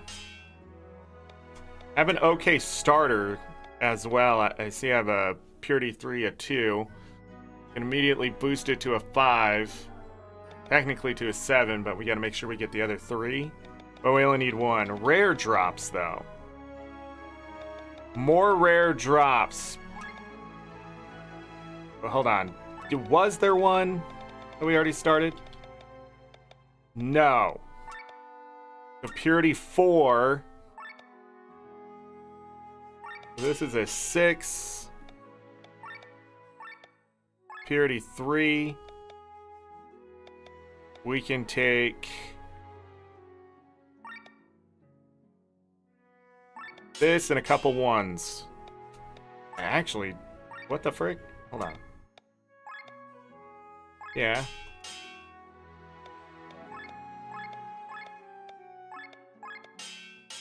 There's a 10 there. And then I can make another one? I didn't realize we got so many. 6.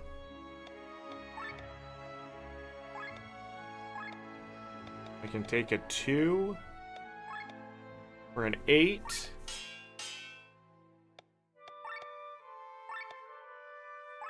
And then a 1. And a 1. P4 1?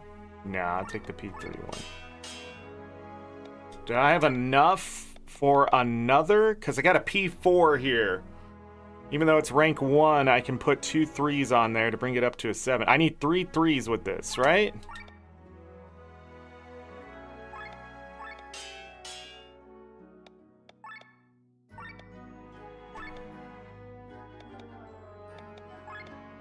Seven. Oh, it's a Purity 2. But the 3 will finish it off. That's fine. So I ended up having 3 of those at the ready. Crazy. Not enough 6. Needed a 3.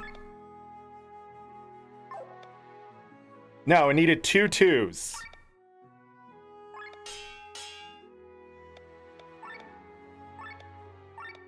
Which I only have 2. Okay. First strike 5. And I have a 3 and a 2. I have a... It still has Purity 3 on there. It's got a Purity 2. Okay. But it's done. Alright. Evasionist would be pretty good. 20% chance to dodge a physical attack. If you put 2 Evasionist on there and had it, I think you could get Sienna to 60% chance to dodge, and then you need the extra, the evasion specialist, to have a 25% chance to do it again. So you can get her to dodge physical attacks. Sadly, it doesn't work on magic, so... But anyhow, set into armor. Sienna's armor. Now...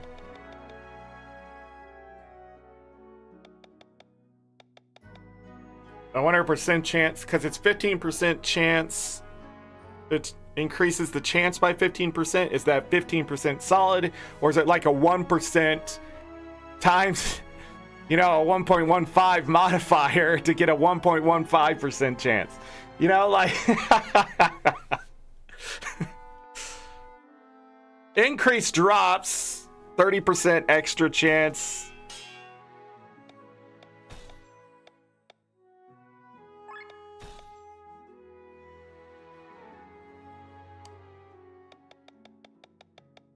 Not enough.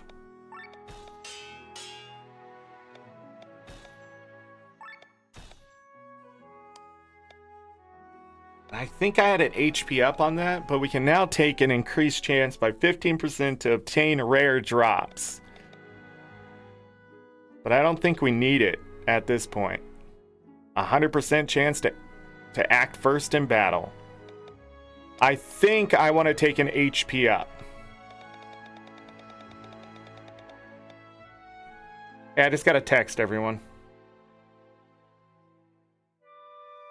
Oh, I got 3 of them while I've been sitting here. Delete. Delete. Delete. Delete. Delete.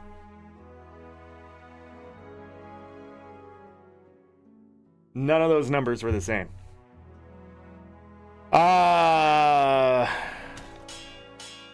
Yeah, we'll put that in there. That's her defensive thing. Alright.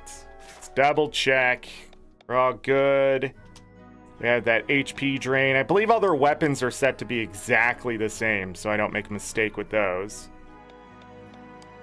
26 agility. 42 agility. 426 health. That's her defense, is just being beefy enough. This lowers, for her, we get a 20% decrease in damage. All right. I am missing, obviously, some unique creature somewhere, but I'll probably end up looking that up. I'll be honest. We are going to not be in that menu. Save 57 hours, 24 minutes, and we're going to fight whatever this is. It's Gilgamesh. I fucking knew it. I see the seal's finally broken, so my supposed never-ending sleep does indeed come to an end. Those cowards sealed me here, thinking that with my death, the War of 1,000 Realms would end here on this godforsaken island, away from any semblance of a civilization. But now I'm free again. The world will once again kneel in fear of my return, for I am the ruler of the Eastern Realms, founder of the Genos, son of Phantrum, destroyer of the true kings, first of his name, God King Gamdriel. Now I shall bestow upon you the reward for releasing me. Let me vanquish your vessel and free your souls from the bonds of human flesh. What was that first one? I can still act thrice in physical mode.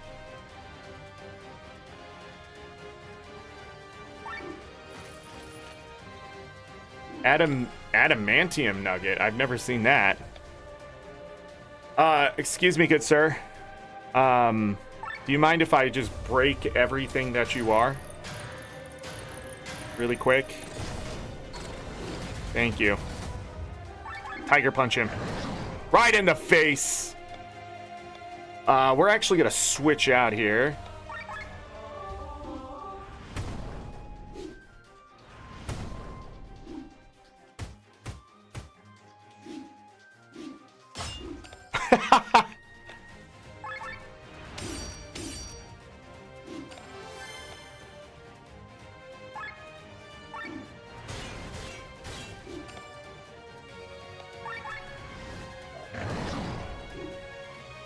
That was a big hit. The game even thought for a moment.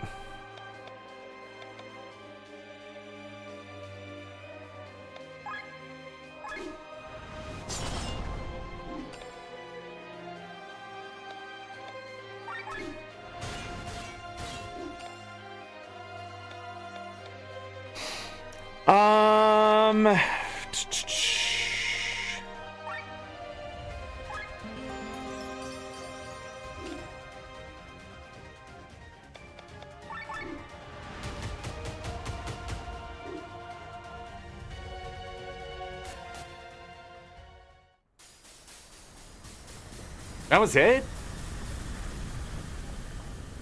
That was the big bad of the game?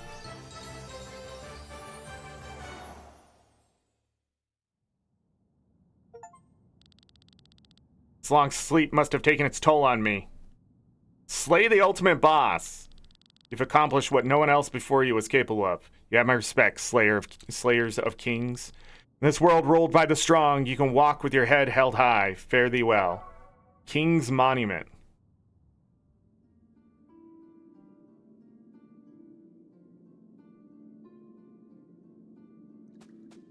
That's it?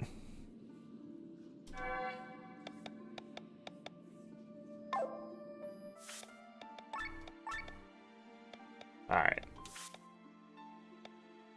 Oh, look at all the stats. That's what's up. What am I gonna do? Yeah, but what am I gonna do with these stats besides beat the game? They don't make super bosses like they used to. Let's be honest. The hardest super bosses are the ones that just go invulnerable themselves. Like in Final Fantasy XII.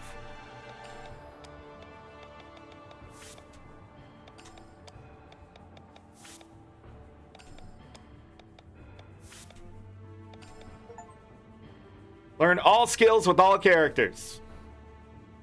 So that's that. So I stopped grinding the other thing. I thought that's maybe where the achievement was. Alright, let's look here. 4 achievements left. Defeat all unique monsters, complete the bestiary, read all lore books, buy all deals, complete the reward board. So I am looking for the last unique creature, I'm pretty sure. But I don't know what it is. But it drops an otter owl.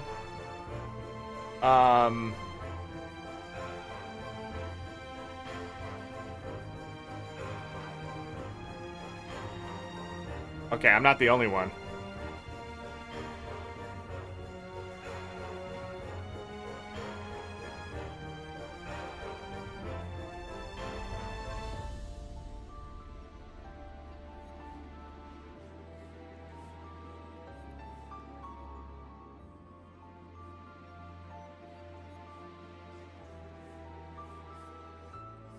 It's in the archipelago. You need an all-magic team to spawn.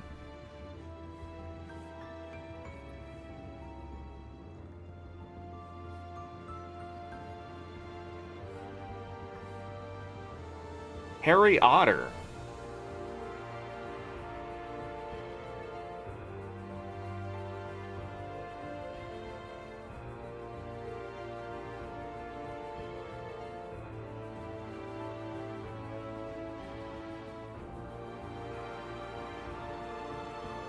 Hold on, I thought I had that ability, but I guess not. I do have a question though. How do I get up there? Have I been up there? There must have been a switch. There must have been a switch. All right. Whoa.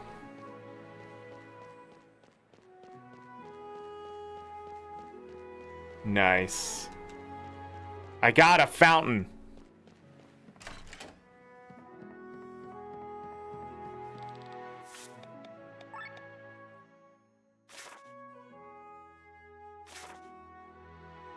Harry Otter Arcant Archipelago.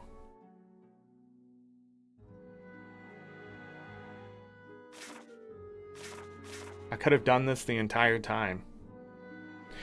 All right, let's go to the archipelago, which actually is sort of where we started today. I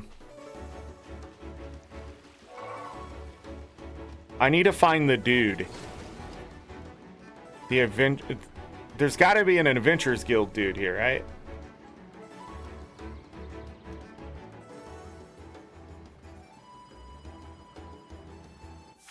I swear I've already beat the thing, though.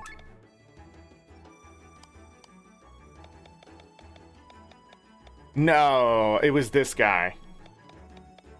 Harry Otter?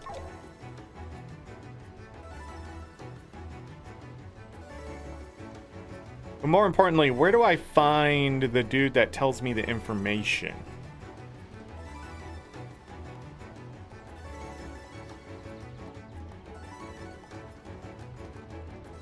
Remember we were just fighting that God King? Do you guys remember that? I don't. It happened so fast, I don't think I made a memory.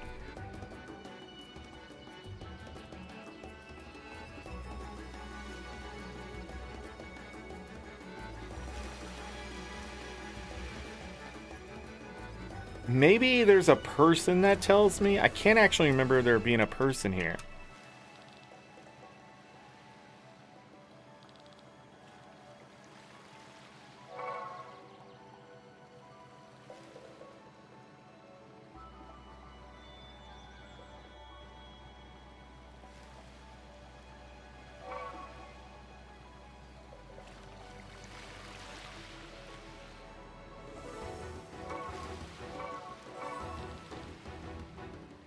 Some fishing bait on the beach. When I grabbed it, I was suddenly dragged into the ocean and forget it. You wouldn't believe me anyway.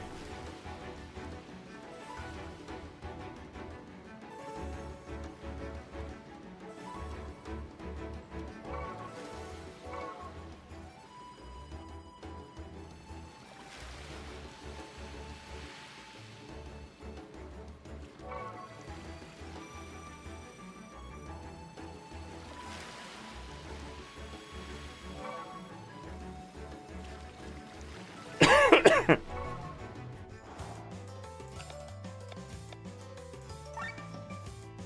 these things can't be that strong anymore, right?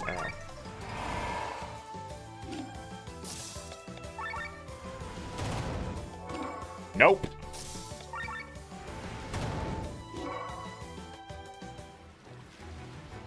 $26 SP earned.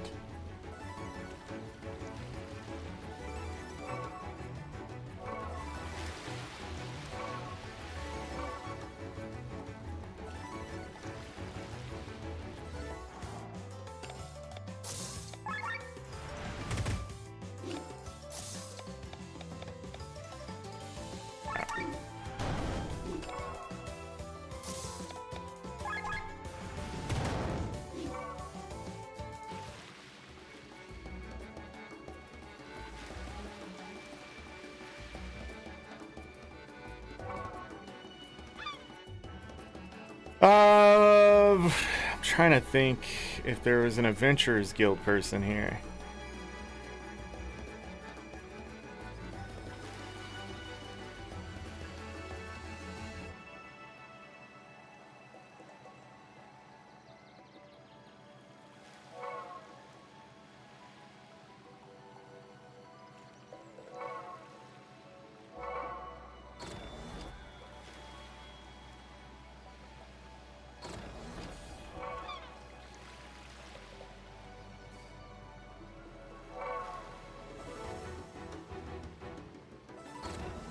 How would you know about this one? I obviously missed it.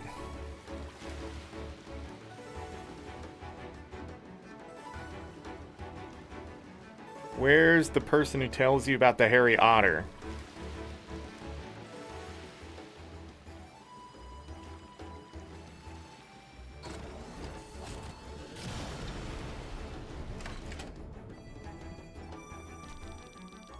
Luckily, the Tyranian base in the south leaves us alone despite being citizens of Ascania.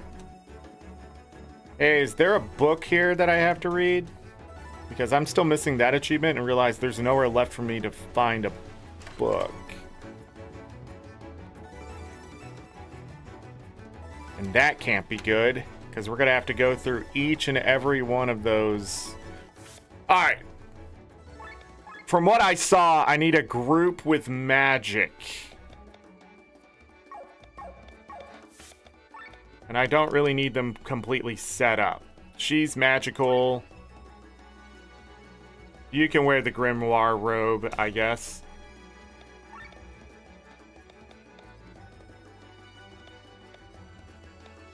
Okay. You can wear the other Maximilian armor. Who's the magical group? That's the magical ones. 1, 2, 3, and 4, right?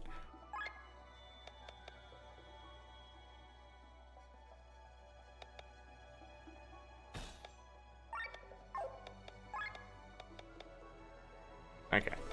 That'll work. As long as they have their best stuff on, we'll be alright. Oh, I never got the other weapon.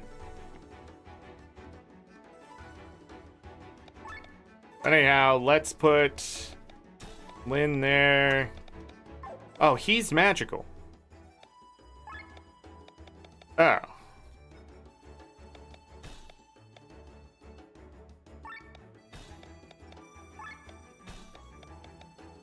Magic. She is not magical. Anybody left? No. I'd rather have Victor there than her.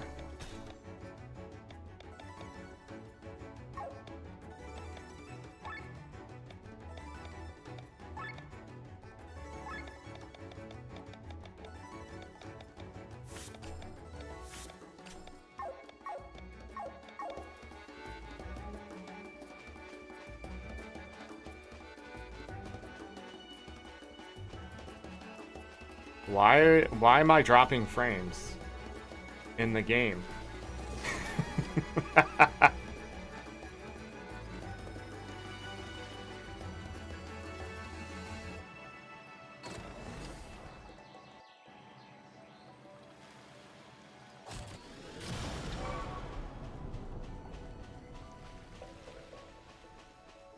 I have no idea where this guy is because I don't remember where the information is.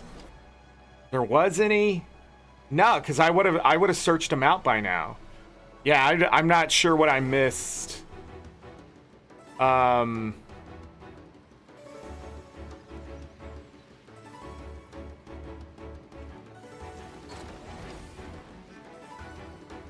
it could just be a chance to find them.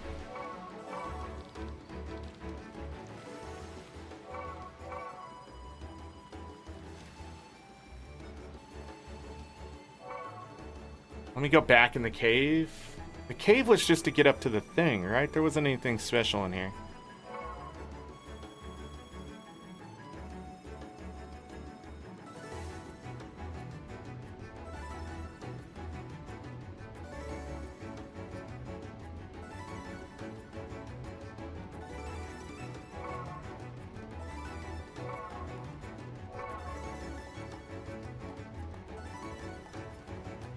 Yeah.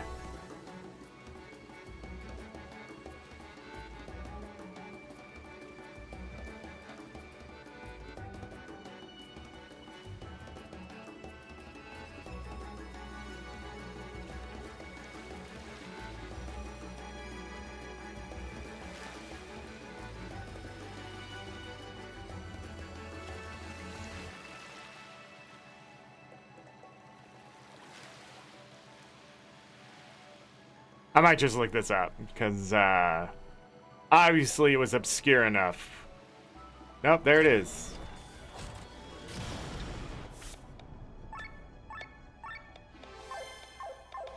Okay. I don't know how you find out about that guy. So weak against darkness. And this isn't going to be guaranteed. Okay. That's nice. I guess we'll have to do more damage.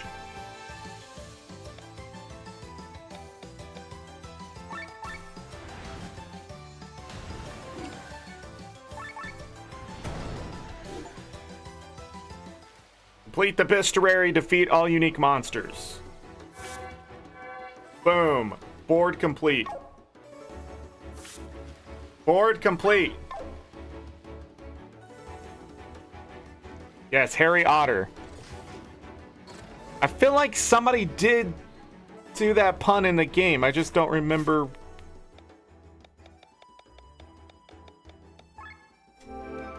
I just don't remember when.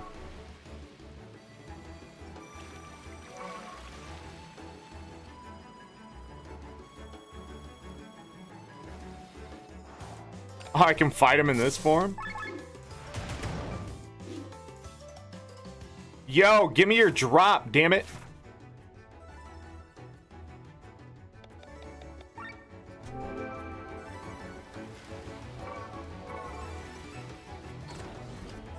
We're not GG's yet. He didn't give me the goddamn drop.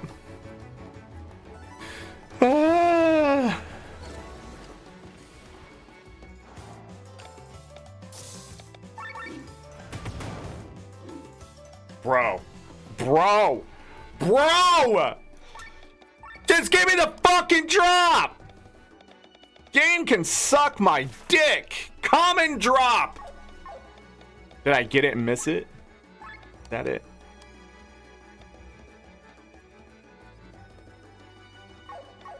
Why is it just not guaranteed? Why is it not just guaranteed? This is the shit. This is the shit right here. Where RNG just isn't necessary.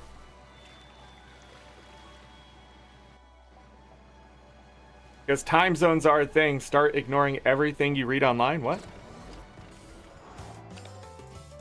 What?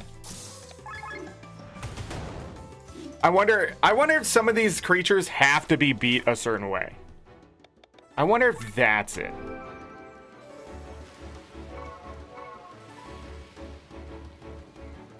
Oh, it's April 1st in some places. Oh, yeah.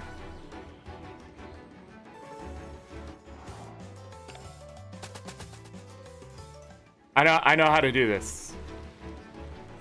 Maybe.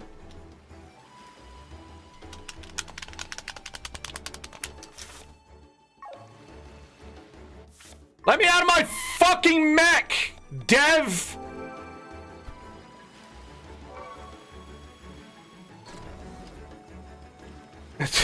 Christ! I want to review. No bugs. Did you even play the game?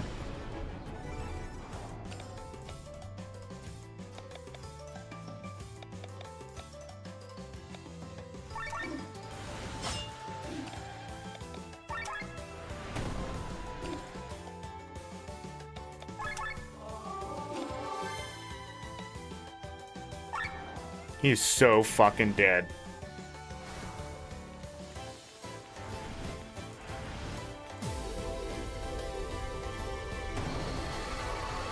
Thank you.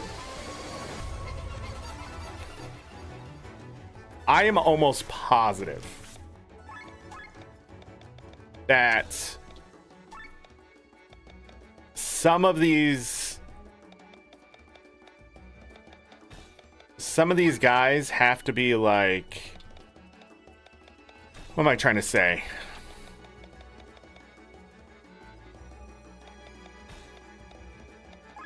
They have to be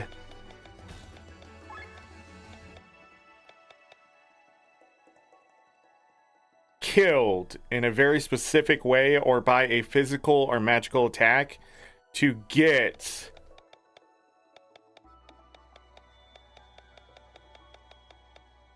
Why is it showing 3 empty? Was there a way to open up more passive skills?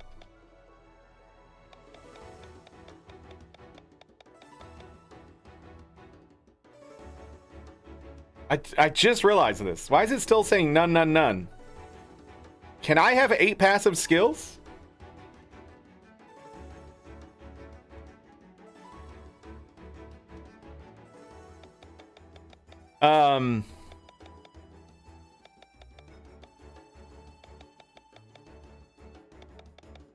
I don't know. Anyhow, where am I? I need Magnolia there. I need Victor there. Okay. That's my team. That's my 8-person team.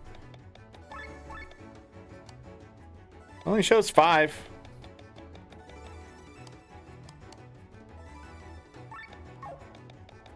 Oh, we're still short. He's so close.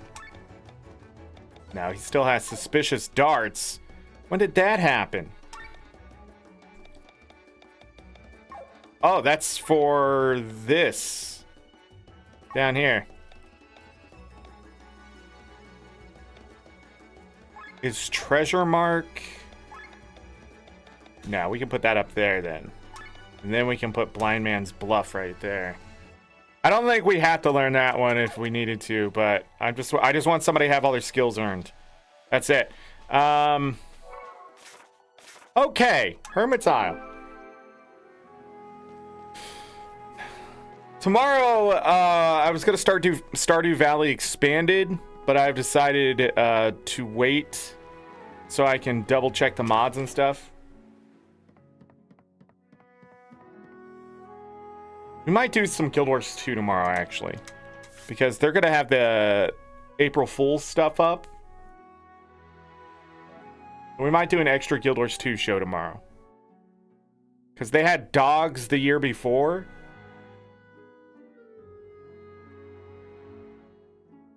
Was it dogs? But it's a whole week event, so. And then Super Adventure Box should start next Tuesday.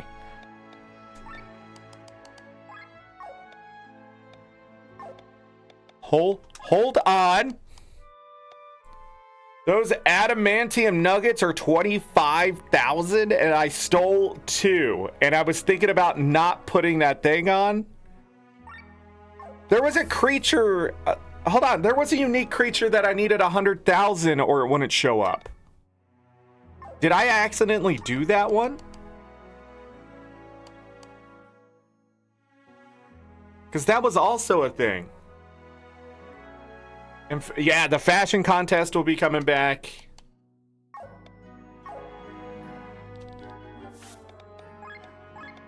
Almost forgot to buy this. Alright. Buy all deals. Done. Tormund.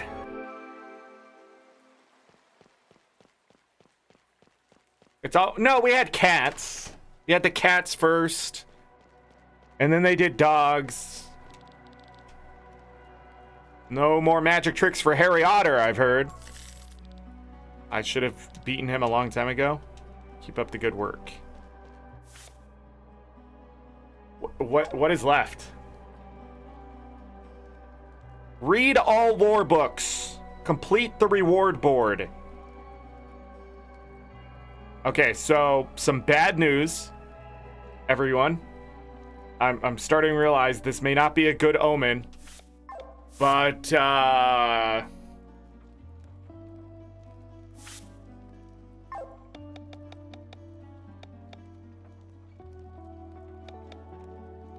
I not claim something for a reward on this board? Oh, I got 20,000 A from doing that. Invisible Celestial Cat Cape was last year, so they did cats last year, so the dogs were a year before. It all runs together for me. I mean, the game's been out for over a decade. I'm getting old. My long COVID destroyed my brain. How do I complete the reward board?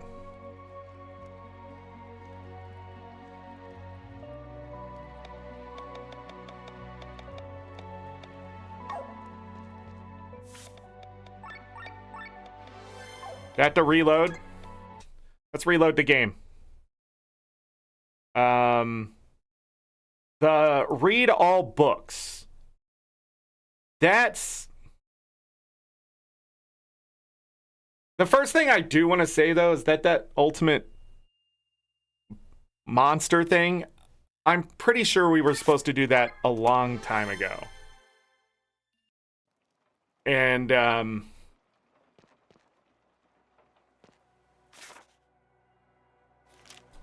nothing happened. I'm gonna try one more thing.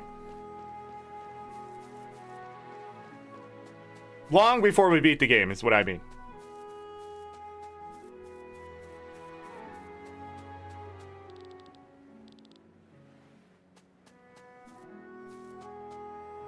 Is this achievement bugged?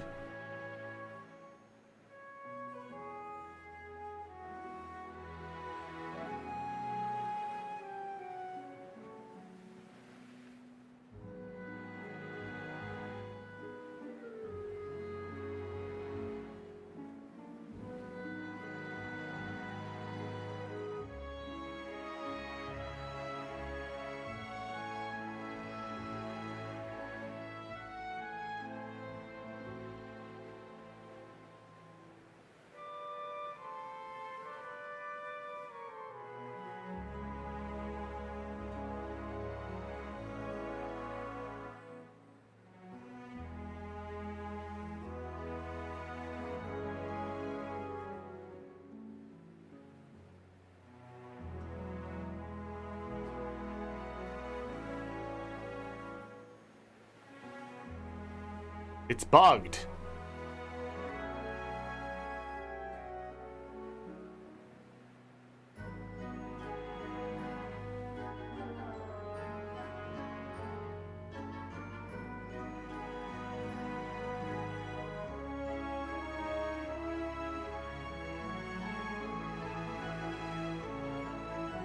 Somebody completed the reward board without taking any of the rewards because they thought it would break the chain.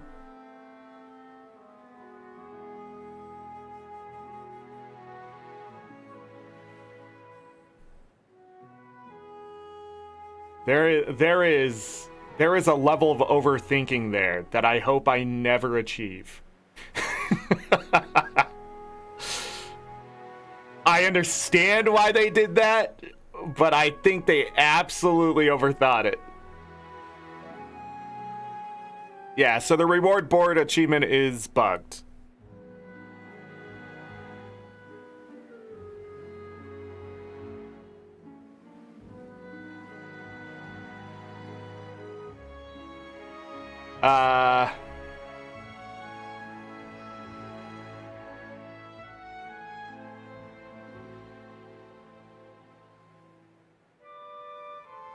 Seems another bug known for me on Windows 10 Game Pass. I had to claim the last reward, save my game, exit, load my save, and the achievement popped once I loaded in.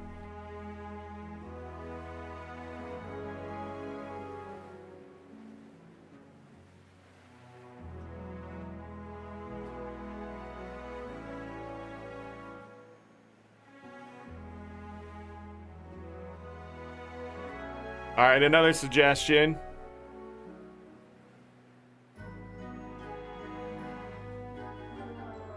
It doesn't work, I think.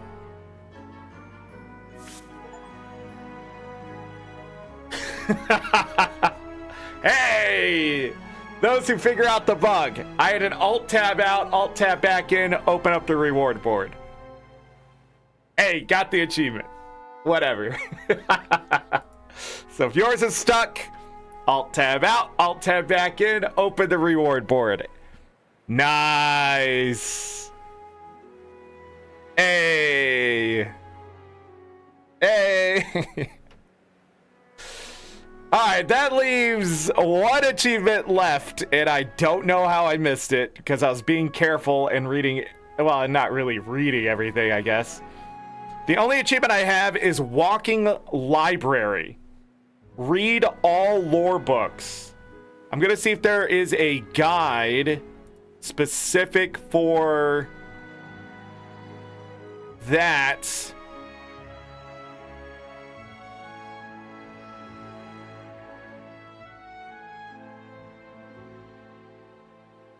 Lore books. Lore books. Oh, God. The problem is this guy's shown me everything. Let me think. Does he tell you what counts as a lore book?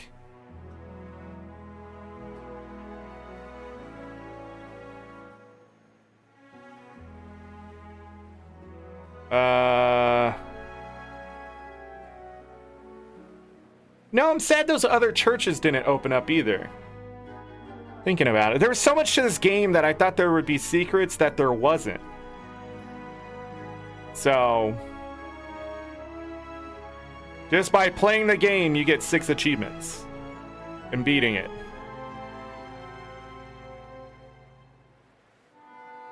Oh, if you found the crab village, you could have bought a piece of crap and sold it. I just found it on the ground and sold it.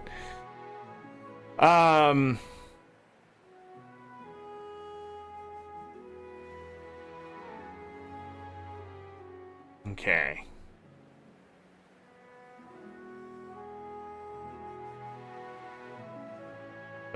Yeah. I liked the recruit thing. I thought that was fun. Lore walking. There are 9 lore books in total to read. Fantastic. There's only 9 we have to hit.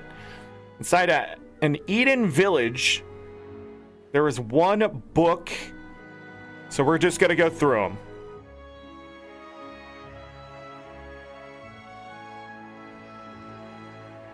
Wait a second. Maybe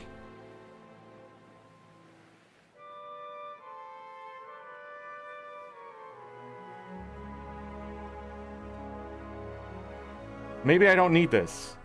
Hold on, before I look at these achievements. If it's only 9 books, did we go back to everywhere? No, we did not. There is one place I did not go back to. Well, we did, didn't we? Did we go back here?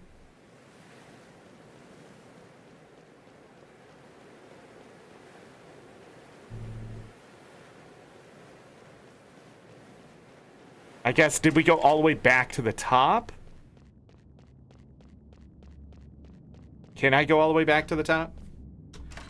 Because I remember coming back here and double checking for treasure chests.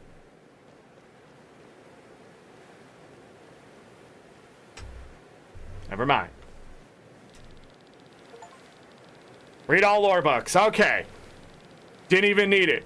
As soon as I was looking at it, and then it was like, I was like, did we ever go back to the actual library? Did we go back to the place with all the books? That's the second place I ignored. Damn it. I went back here, but I didn't go back here. And I was like, there's not going to be anything there. That's two things. The two places I didn't go back to. At a time when 1,000 kings ruled over Eldria, when magicians offered their services on every street corner, when no one had heard of the 7 true kings, and when Ether was still called Mana, in that time, there lived a being of which there was only one in the whole world. But it was nevertheless known and infamous in every corner of Eldria. All cultures tell about it, mostly in a very similar form. This creature could sense the imminent death of people because it fed on their mana. With the spell, it solidified the ether that a deceased person lost and absorbed it, for it could flow into the maelstrom. For this reason, the creature was considered a harbinger of death, and its sightings were regarded as a bad omen. It had many names. Some called it the Grim Reaper, others the Death Abbot. But in most parts of the world, it had a more romantic name that was meant to disguise the true intentions of this monster and put people at ease. Because of the deceased wither like flowers after being drained of ether, the creature was called Mana Flora.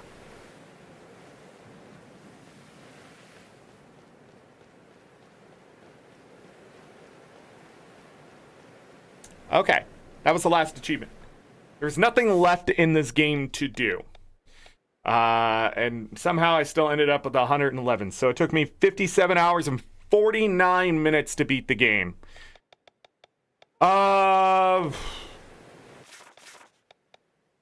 Nice. Nice. There was an achievement I did not show on stream. I just want to talk about. I did talk about it, but I didn't show the location. So I was going in here to go to the black market, which we've gone back to.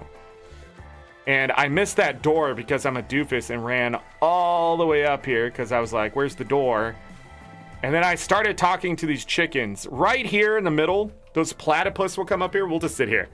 And there was some chickens. They were actually like really in the middle. So watch the platypus. So they'll do this. There was a chicken like right here. These chickens do nothing, and I was disappointed. And I went to talk to a chicken here, picked up an elixir, and it gave me an achievement. So that was one of the achievements I didn't show on stream, but it was right there. I'm trying to think of the other achievement I did by accident. Not really by accident.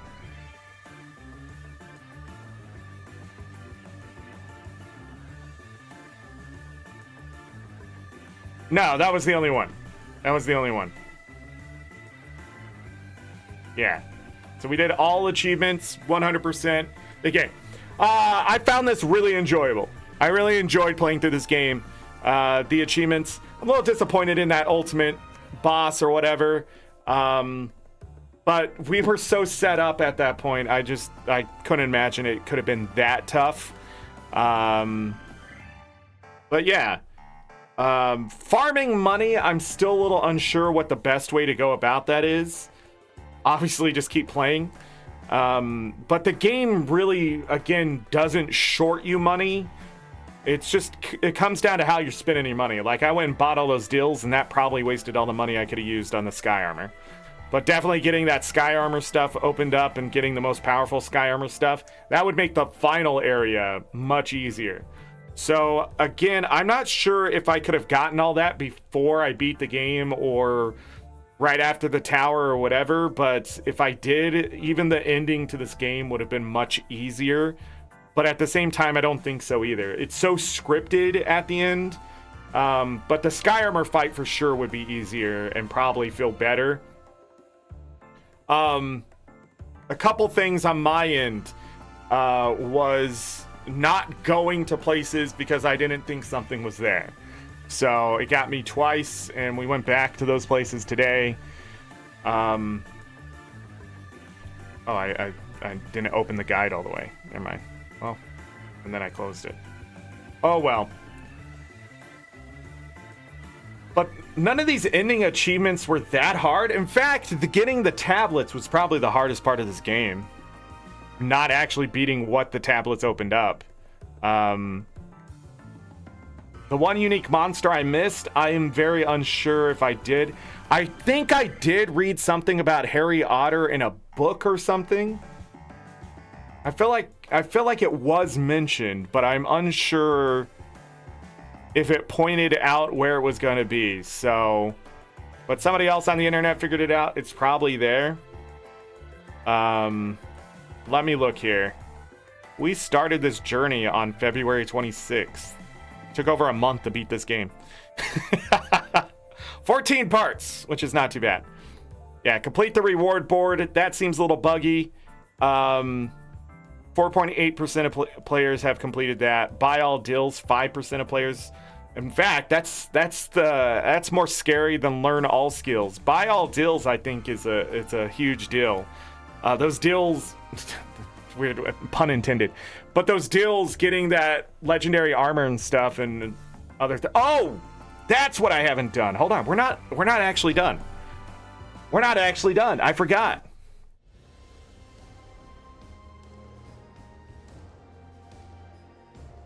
We are not done.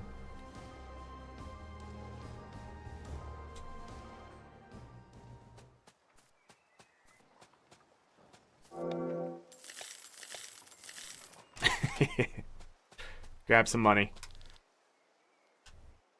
Yeah. I have an extra one of these souls. Wait, we did do that last time.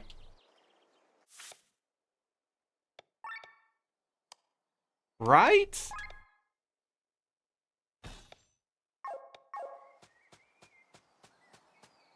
Yeah, because I knew it was Sin Eater. Did I not save after that? Weird.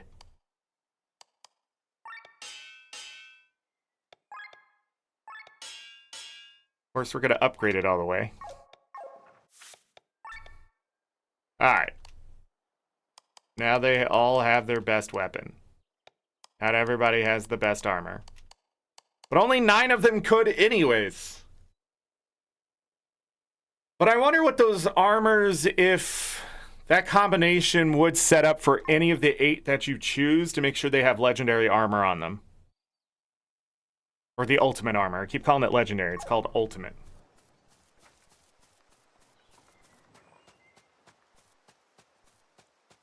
But yeah, I just missed some things to be able to do this effectively.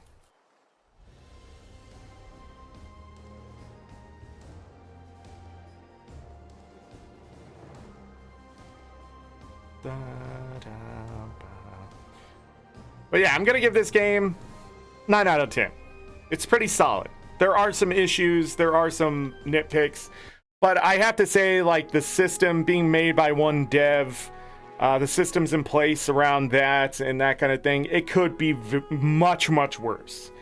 But I do think if there's DLC coming, hopefully it's not rushed, or that the developer actually had other people helping. Because I think... I don't know what the DLC could do. My guess is the DLC is happening before the end of the game.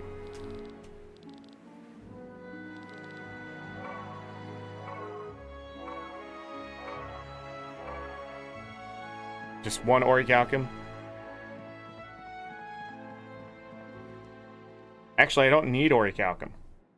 I think about it. I don't need that anymore. It's rainbow ore. Right? Right? Right? Like, if I was gonna upgrade anything else, I need this stuff down here. Yeah.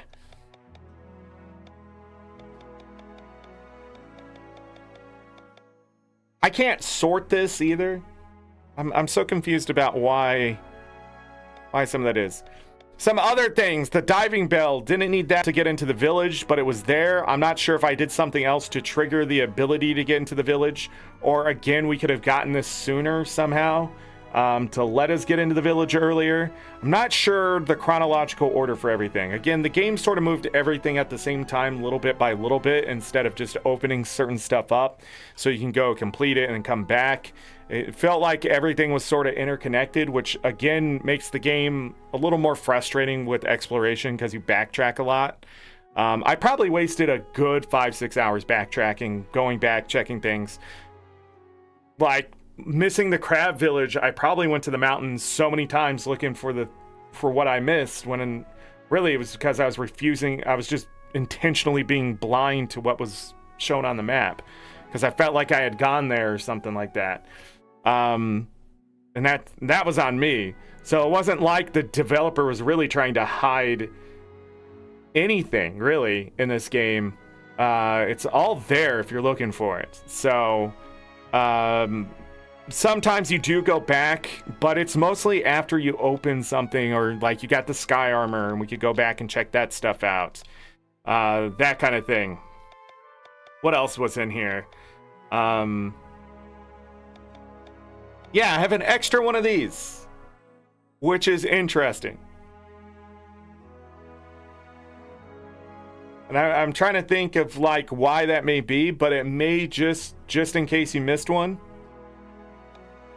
And I'm sort of okay with games doing that anyways. My least favorite thing in video games, especially RPGs, is they introduce a material and then you have to pick what you want. Final Fantasy did that with weapons and some of the armors and stuff like that. I always found that, like, let me go the extra mile. Let me go do other things too to get more of the material so I don't have to choose. Because I like rewards as a player. If I was a developer especially, I would reward the player who wants to put in the extra work. Because I think that means they're having enough fun with the game, they're enjoying the game, that they're willing to go do that I think they do deserve a reward for the time they put in there. So I'm just, I don't know. But this could also just been a mistake, and it's there, but it's fun we found it. I'm not really sure. The water handle was not hard to find. I was just being dumb. I was tired last Friday. I'm coming off my ADHD meds, and I'm just having some weird withdrawal symptoms. One of them is like freaking a headache that sits right here. It's not even that painful. It's just sitting right behind the eye type of thing. It's like, it's the worst. It's just, eye pain is dumb. But it's like really annoying. And I got really tired last Friday towards the end of the show. When I was done, I was like blasted. I was absolutely like, I didn't even do World versus World this weekend because I've just been tired. But that's what happens. But anyhow, yeah,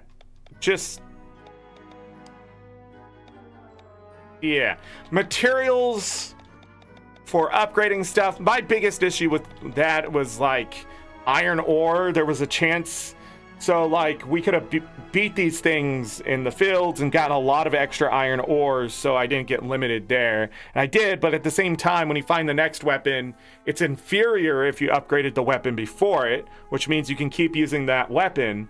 But if you want to upgrade the new weapon, you know, and you did the reward board, you could do that. So you were upgrading and upgrading and upgrading and upgrading. It was a little weird. In other games, you just get a new weapon and you're done. But sometimes, like if I wanted to get iron ore when a lot of things needed iron ore, it was nowhere to be found. Those two creatures, I wasn't able to get back to them very easily. At the time, I think, because I couldn't port away because we were doing story. And so we went through like many hours of just not being able to farm this, and then eventually we were already moving on, you know? So we were getting silver ore and stuff like that. But yeah, platinum was the other one. Platinum ore, now I have 27 of it. Colossus hide got in the way. The demon stuff that was at the top, demon leather, yeah, that one I ran short on. So some of the materials weren't getting enough of. All of these can be farmed. It's just I didn't always have access to them. But sometimes we just hadn't progressed far enough in the game either. So it was an interesting system. I just don't think it's actually that necessary. The other thing was I ended up abusing a lot of reviving the characters.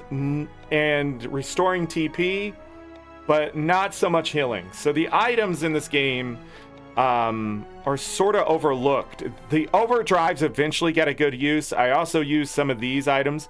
It would have been nice to have some magical items. So, you know, things that cast fire and wind and earth and that kind of stuff. That was not in here, which was interesting, but also badly needed at times.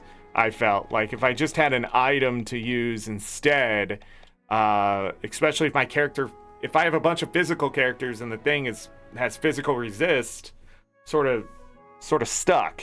But some skills were able to hit and things like that. But like you can get Nectar early in the game, which heals all TP. Then I forgot I had it. We did use a repair kit DX at some point, I think. Right? During the final battle. But you get these, but you can't buy them. So I guess I'm limited on those. Elixirs, I think there are only 6 in the game. That's all I found. I don't think anything drops elixirs. You can't farm these, that kind of stuff. Which is also odd that these can't be dropped by something. But yeah. And Ambrosia, I don't know if anything can drop these or anything like that. But we got 10 of them, which heals all HP. Which is weird. You know, X potions and things like that in other games. Or whatever they want to call them. Full restores. The berry thing was interesting, but also just weird. But, you know, that's why they were there. But, yeah, other than that, items very weird in this game. Crystals, talked about those. What a mess. Weapons, we just talked about those, but mostly just the upgrading side of it. Overall, I found the progress. I never found a Gladius, or whatever these called. I believe it's Gladius. But, like, I never found this sword out in the wild. I had to buy it. That was also weird. It felt like I could find all the weapons if I explored enough. And then, other times not. We could buy it. If I did miss the content or whatever for it, you know, maybe. But, like, we missed the diamond amulet. Later, because this is the better one, so it kept it in the same order. But like, I think I bought the weapon, progressed the story, and then started finding the weapons again. So it was a little weird.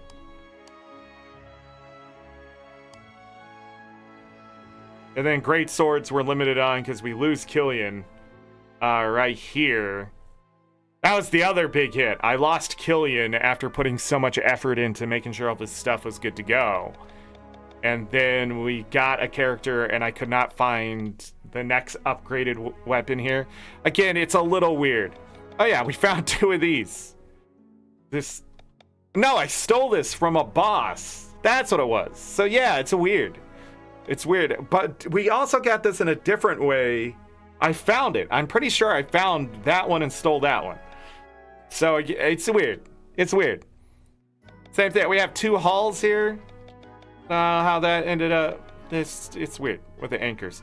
The royal cards, deluxe cards. It's just because we missed that stuff. So I don't know. But weapons were weird. Armor is messy, man. But in every game, armor is messy, especially if a character can equip multiple pieces of armor. Weapons can be that way too, but it wasn't that way in this game. It was pretty straightforward. This is the weapon they use. But in other games, especially if you've played Final Fantasy, you know, some of those games let you equip just almost anything. It can get very messy about what you want to keep, what you don't. I ended up not selling any of the armor because just the worry of, will I need this later? So, I think 3 of each was pretty good. Some of these we did end up with 4 because I like bought extra ones and stuff like that. But overall, the armor is armor.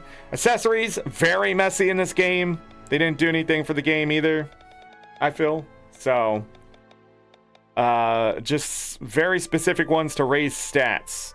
But accessories, crystals, and passive skills. Yeah, it doesn't even fit with the armor and weapons. Yeah, it's such a weird system. But also now seeing like action skills and passive skills, but I'm missing these 3. What does that mean? How many passive skills can you have? Did I miss something here, or is that just left over from something? Let me see. I'm just, since I took a couple days off the game, I think I'm just seeing things I hadn't seen before, and just my brain's like, oh, we learned all this stuff, let's put it to work again. And that's why I'm in and up the way I'm looking at things. Chained Echoes. How many passive skills can you have? 5 passive skills.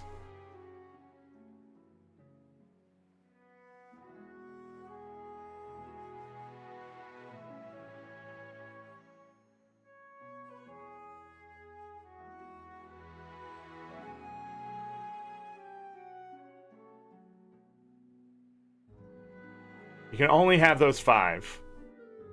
3 and then the class ones, which give you extra. So this must be left over from something, maybe? Because no character has more than 5. So that's interesting. Sort of, but not. Sort of, but not.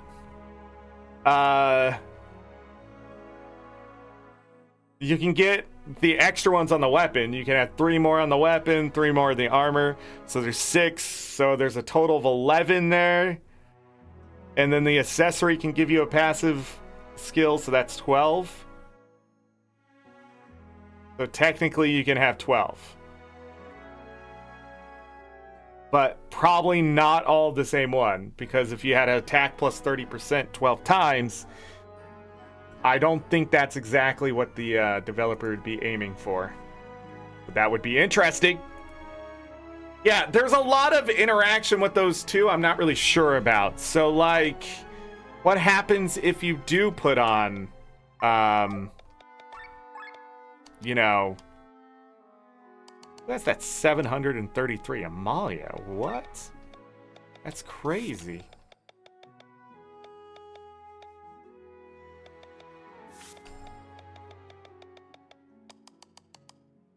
I sort of want to go max out his last skill. Go do it. But yeah, so I can say one character has all of his skills learned. Let's do it. Die, fiends! Whoa. Gotta do it one more time, I think. Well, what happens if you have strike first twice? At 100%. Do you get to go twice? At the beginning of battle? What happens if... I think the one when you had the ability to steal 50% of the time, and then another one, the ability to steal 50% of the time, it did feel like it was going more often. It might be rolling it multiple times, but you can only be successful once. I think that's how that one worked, but I'm just unsure. But if that's how some of the skills work, it's just getting it to actually work. Yeah. He's learned all of his skills. How about his passives? Okay, let's not look at that. And then, of course, he has the ones from his class emblem.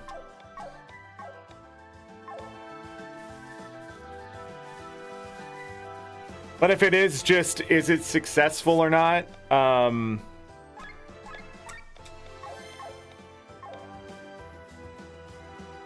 That's interesting.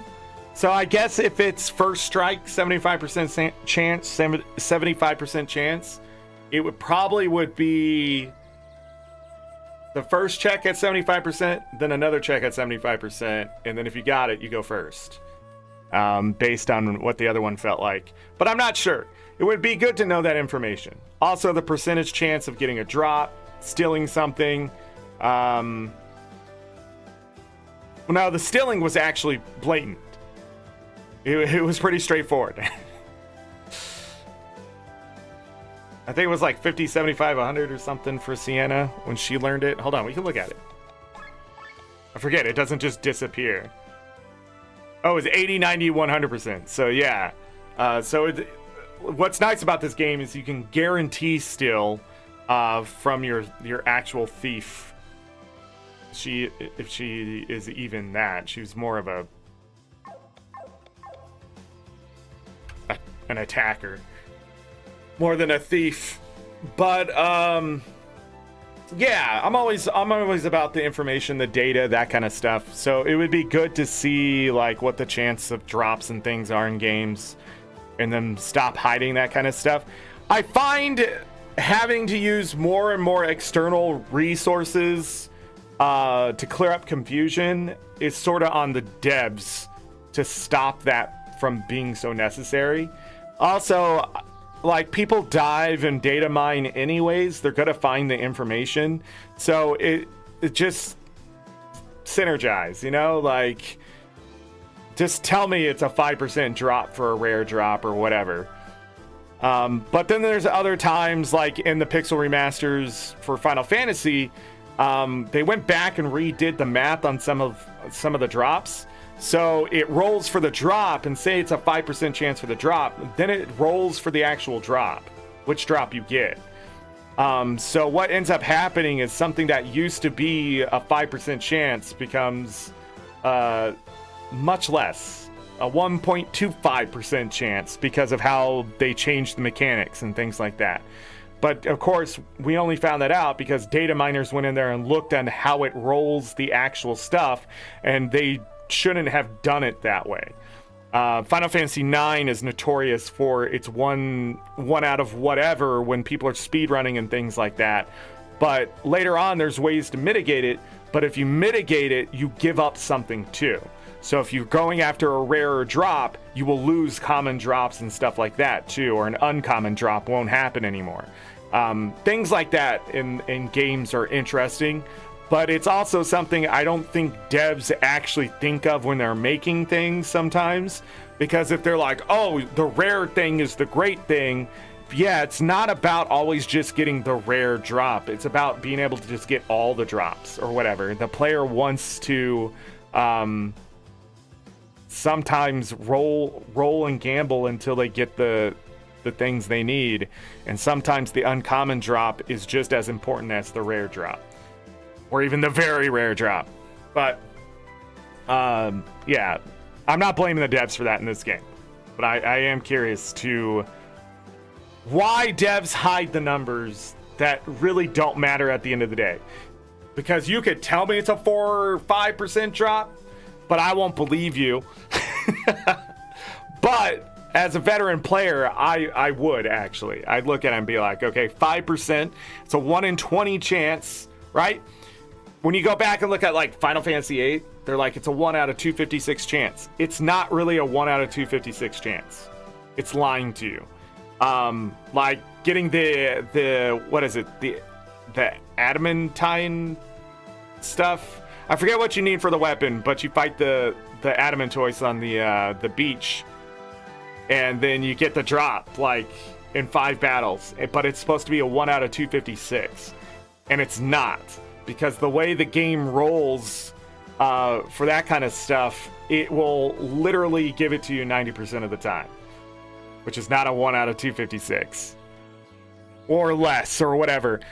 Same thing with the rare mod in that game. It will literally stop giving you...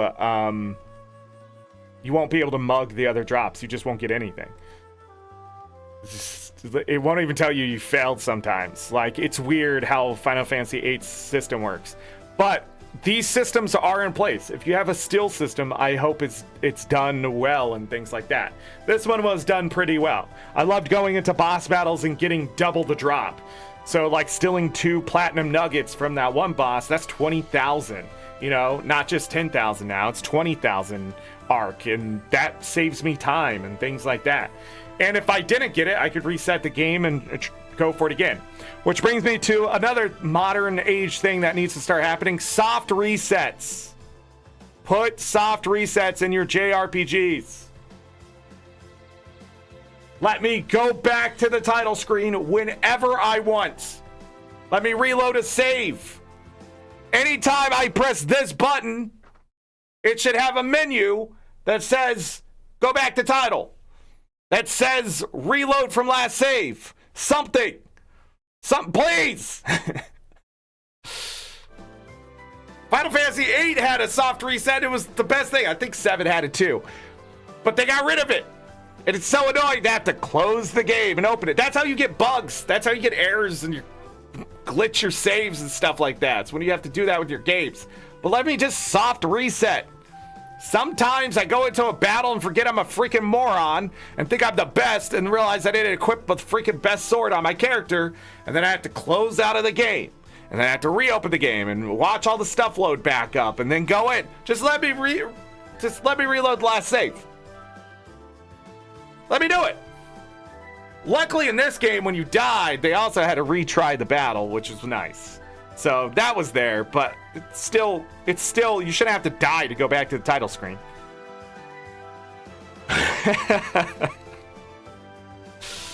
When you know you're gonna fail, you should be able to just reset. You know, not let it happen. I just, again, in this day and age, if your game looks like this, I expect modernism inside of it, okay? We don't need a Dark Souls and stuff. Oh, I was just looking at a game. Let's go away from Jade Echoes for a moment to talk about another game. Because Binary on Discord was talking about, I don't know if it was quality of life stuff or whatever, but let me look at this really quick. What game was that? I was checking out a game. I don't think it was for specifically Stardew Valley week. The Stardew Valley event. Sorry. But there was... God, I can't remember what the game was.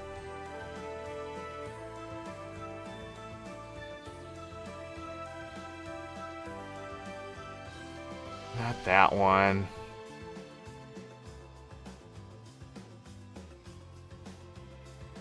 But anyways, I was checking it out because I was like, you know, maybe we'll play this sometime or something, because it was a game I'd seen before and wonders how it was doing.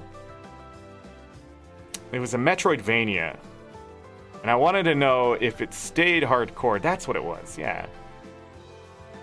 But now I cannot remember what the damn game is called.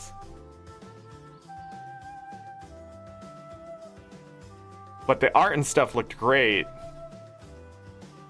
But I just didn't want to play a Souls-like Metroidvania. I'm going to say this, but people are going to hate when I say this. I didn't want to play another Hollow Knight.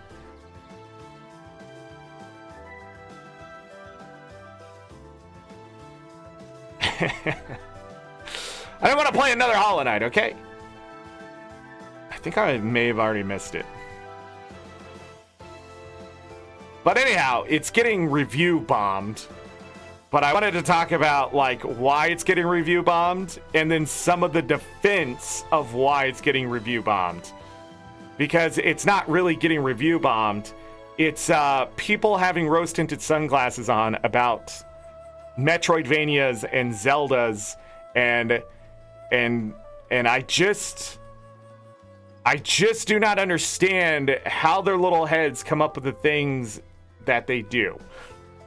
Dang, how am I gonna find this game again? That's the hardest thing when you can't remember the title of a game. Hold on, if I go to Hollow Knight's store page,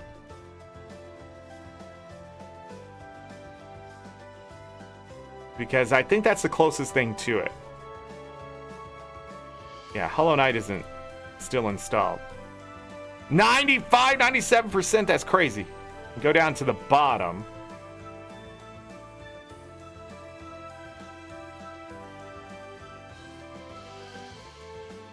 Monster Hunter World is...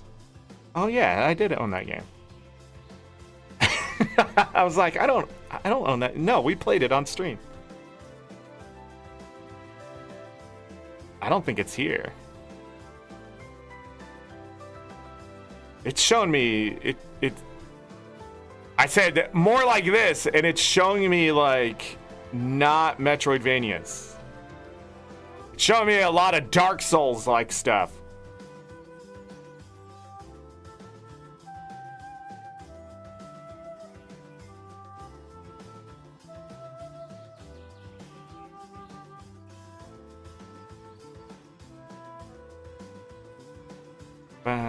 Oh man, but anyways, because I need to read the exact thing somebody said so I can absolutely slam them live here on YouTube about how much. There it is. The game is called Twilight Monk. It has 120 reviews. It sits at 76%. Okay? The game looks fantastic. I haven't seen anyone play it because it's not a well-known game. It's created by Aquatic Moon Games. And anyhow, 76% is saying like a lot of people don't like the game, right? They're putting a thumbs down. And so I found this review. I guess a lot of people played the demo, then bought the game so they can quote unquote review bomb it. But when they went back to play the game, they found out like they hadn't changed anything from the demo, which is crazy. The whole point of running a demo is to get feedback on your game and let people see what your game is like. And if that feedback has fair criticism, it's probably things you should probably work on. But the biggest thing is their save system. And it says, currently dying results in losing all progress, which feels unnecessarily punishing and discouraging. While challenge and risk are important, a more forgiving system, such as checkpoints or a way to recover some progress, will make the experience far less frustrating without compromising difficulty. You may say, dying, you lose stuff, that's normal in video games. But right now, so again, back to the review. Right now, having to recollect all the items, keys, and everything else just because you died feels like a waste of time rather than a meaningful challenge. And then I dived in deeper. I was like, what is going on? And so something pointed towards the discussions. So I was like, okay, what is really wrong here? And then see if I can find it. Because they close these as fast as they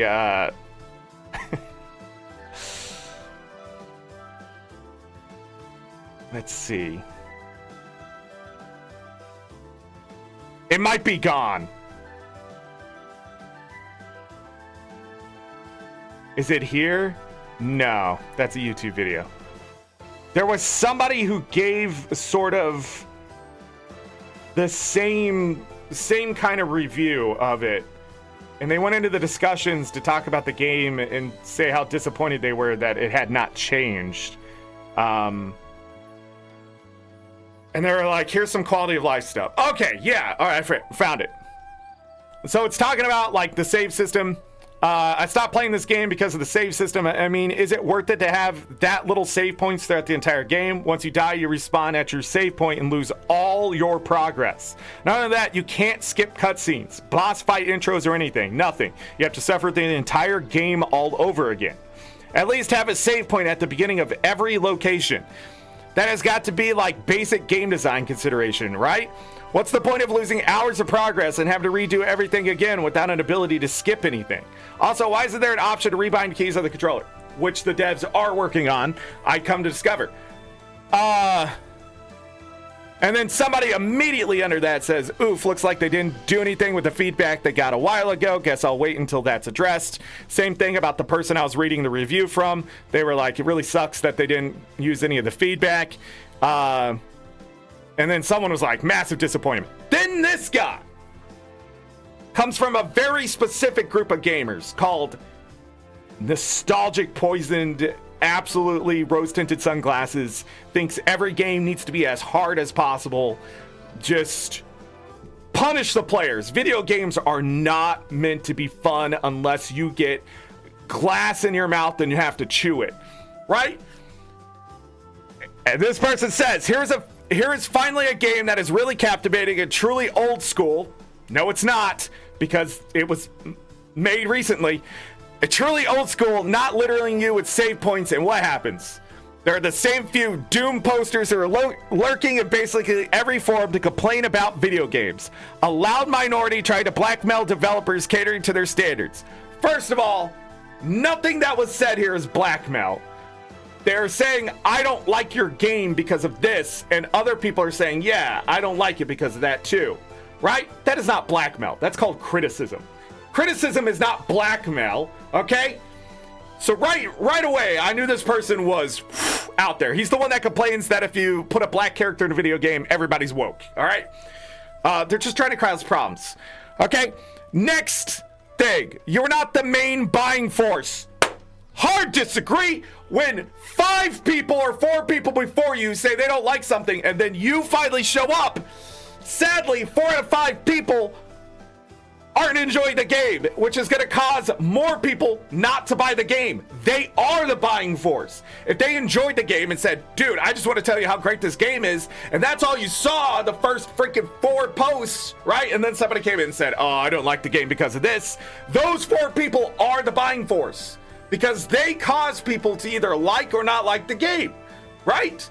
There is a 76% on recommended, which means there's 24% of players already not liking the game, which will cause people not to buy it. There's only 120 reviews. The game is not being bought left, right, and center, okay?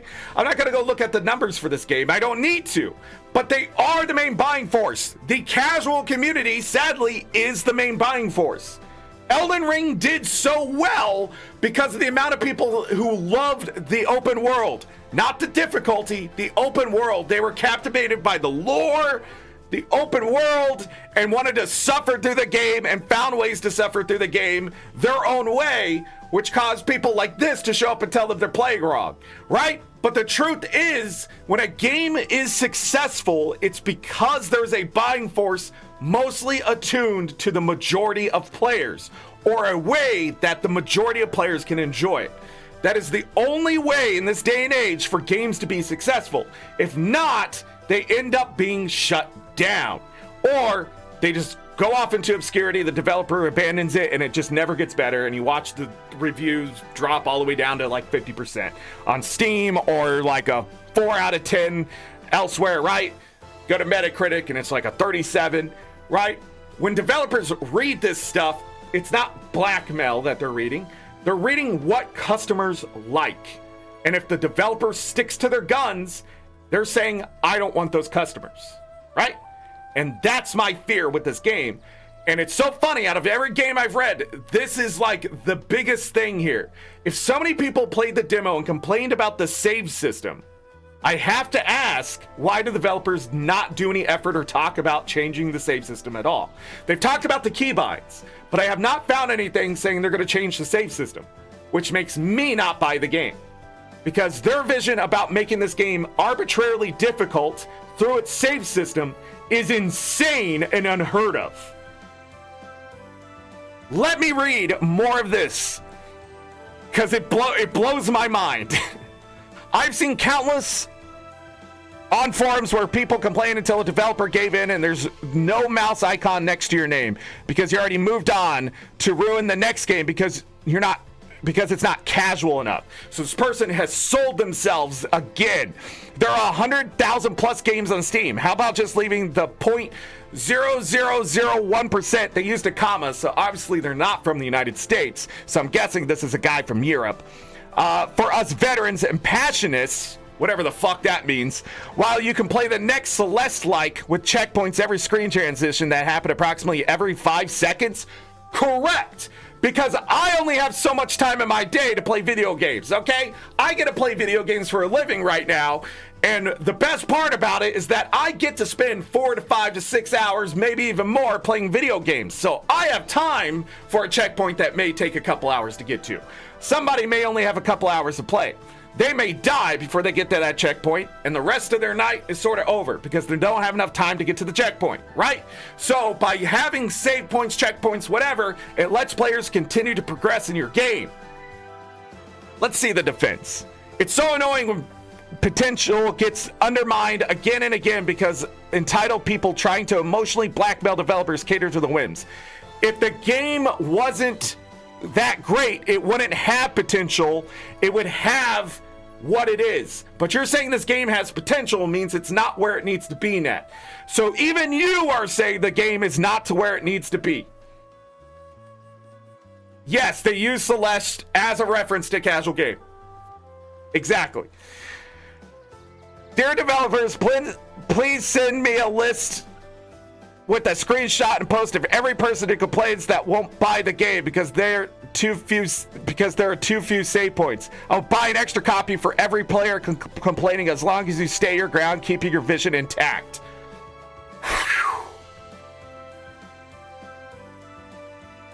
There's nothing to fix except cloud saves. There's not even cloud saving here. The devs made the game they envision. Not all games are for everyone, and that's okay. That's a fucking cop-out. If you're a game developer and you make a game that isn't for everyone, you are fucking bad at business and you do not know how to progress your own way of creativity. If you make a painting and it only sells for $5 fucking, but you need to buy more paint, and then you complain because people aren't buying your fucking $5 paintings, you are the fucking problem. It's an industry problem too. Anytime a game goes and it doesn't make back $100 million, these executives come out and they're like, people just don't know what they want. They don't know what they want. They don't understand what a video game is in this day and age. The customer is always right when it comes to the buying force that is out there, like this person said. The buying force is what matters. That's where the customer is always right. If you are selling a product that does not sell because you have a vision for it, then you might as well just go sell apples with glass and needles inside of them and expect people to go, oh, yes, I'm going to buy this because it's a challenge to eat the fucking apple. But sometimes players don't want to look for the needles and glass and things. And when they buy an apple and they bite into it and find out it is that, they complain because there's glass and needles into it. And then you're going to say it's blackmail, but that's not true here, developers. What this person is saying is absolute filth. What the next person is saying is absolute filth. Games are meant for everyone, and developers can create things to make sure players enjoy it. The problem is developers don't want to spend the time because now we have asshole developers who have fed into the same exact crowd that now it's an accessibility option. And that's fine. But you're catering to the wrong crowd. A minority that's so fucking loud that they go and cry and just say the most ridiculous, radical things. When players like me show up and go, hey, this game isn't actually for me. I played it. I gave it a chance. I'm not asking for a refund. I just suck. When a game is actually doing that to me, I stop playing the game and realize, Well, what I've realized over the years, especially the last 10 years and more modern age gaming, is that the games actually do suck because they are trying to cater to a specific group instead of catering to gamers. So people want to pick up a controller and play your game, or keyboard and mouse, whatever it may be.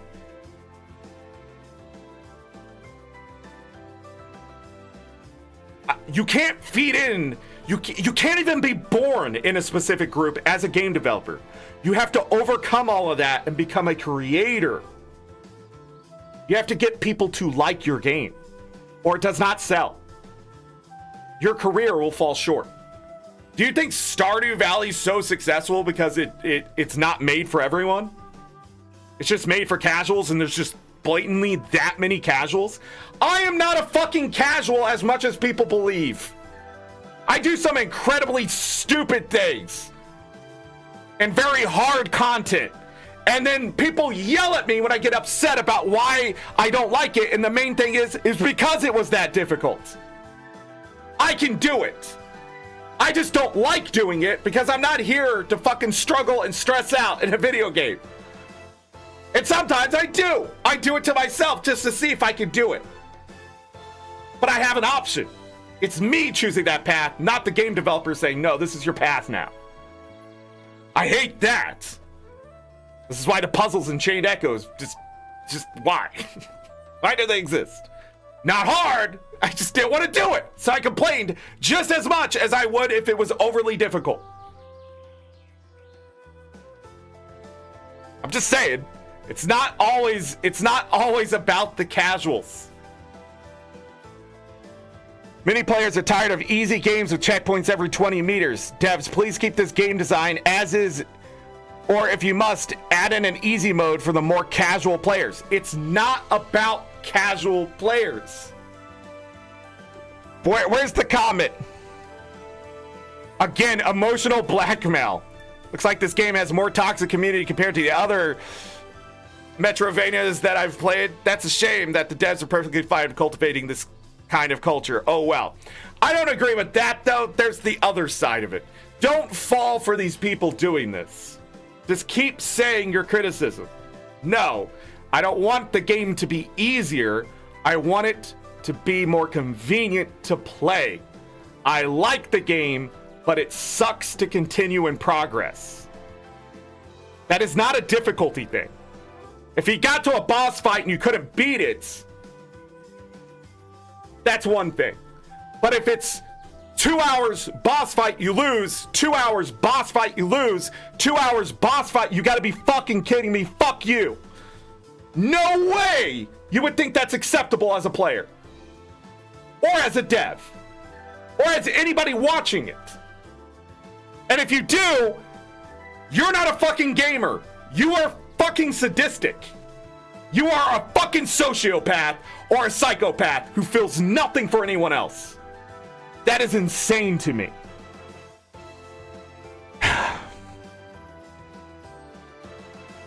The developers have absolutely nothing to do with how people here behave. Not exactly true either. I must say, developers can cultivate the right community. It just depends. This isn't about where you respawn after dying. It's about keeping the progress you made beforehand. Imagine having to recollect all the items, keys, and everything just because you died. That's just stupid. It was a complete waste of time. Makes no sense. That makes absolutely no sense. Imagine a dangerous walkway with a lot of traps to obtain an item. Now you got to make it back as well as keep the item. Imagine just dying on the way back, then respawning at the save point with the item. That makes no sense because in this case, you were faster, not engaging with the game. There's a principle behind all of this risk versus reward. Metroid and Castlevania, the founders of the game genre, worked exactly like that. Sometimes you turn back before you lose the geographical progress and keep character progression, and sometimes you risk character progress in order to keep both character progress and blah, blah, blah. What the fuck are you talking about? You know why it was that way back in the day? Technical limitations. Castlevania is not that way anymore. You want to know why? They wanted more people to play their game. You are just sitting there believing something about risk versus reward when you have no fucking clue about how Metroid or Castlevania has evolved. Because back in the day it was better? Because dying you didn't get to keep things? Which is also not true. But I still haven't found it. Hold on. Where did they bring it up?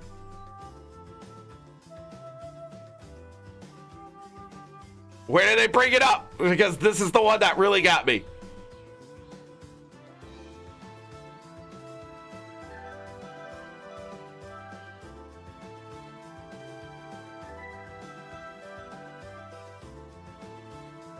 Immediately go back a screen or two and save after beating a boss.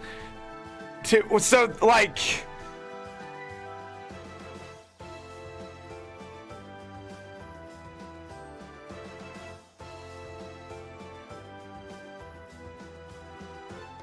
Yeah, I don't know. Let's see if I can find it. I think I might have missed it.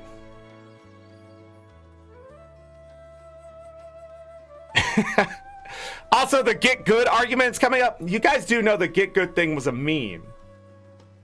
Like, it was against the difficulty of the game, right? That's where it eventually got. But people, like, morphed it into this weird things. Hold on, same guy about the blackmail. I hate video games like Elden Ring, Metroid Dread, or almost any modern iteration of hard game, including many platformers, despite their reputation. Why exactly? Because they believe they could disregard level difficulty to put all the focus on moment-to-moment spikes, just making bottlenecks. Most of the time, boss fights excruciating hard, almost impossible to win at the first time, extreme at pattern, but then making everything else in contrast to cakewalk. I'm so confused about what this person is arguing. You hate Elden Ring because it's difficult, because it allows you to quickly run back to the boss and try again? An extremely hard boss? Would you like Elden Ring if it reset the game? You're like, your character actually just died?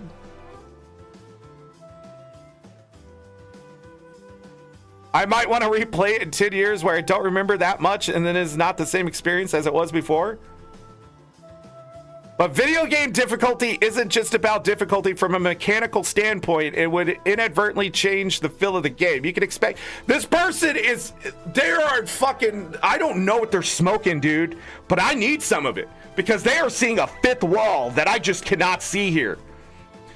Video game difficulty isn't just about the difficulty from a mechanical standpoint. You expect people playing through the game for the first time fast and then being fine? What? Just look how the Soulsborne series has developed. The segments between bonfires are almost trivial. This wasn't always the case. Over 90% of your deaths will be spent on boss fights, unless you cheese them with the broken build where you don't have to interact with them. And the run back is the worst part of the Souls game. This started me right at the boss.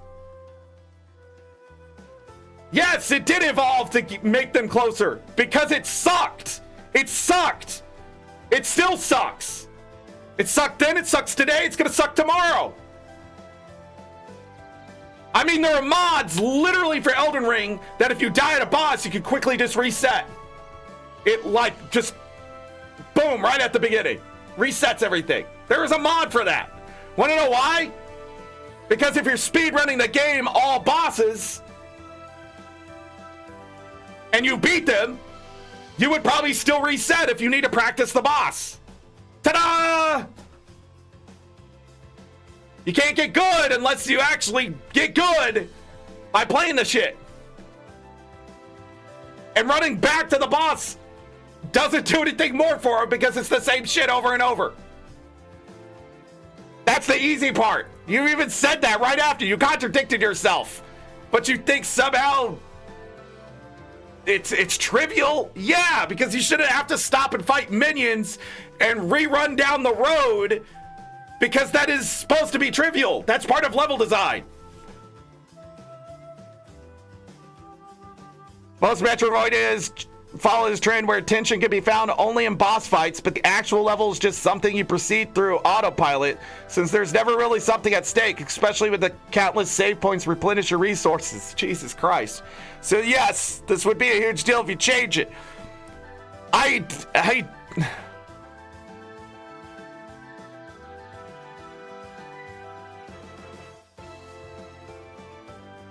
My biggest problem with this game is exactly what that person wants. They want me to have to fight minions and have a big challenge, then get to a boss fight and have it be at the same level as everything else. Then why is it even called a boss fight?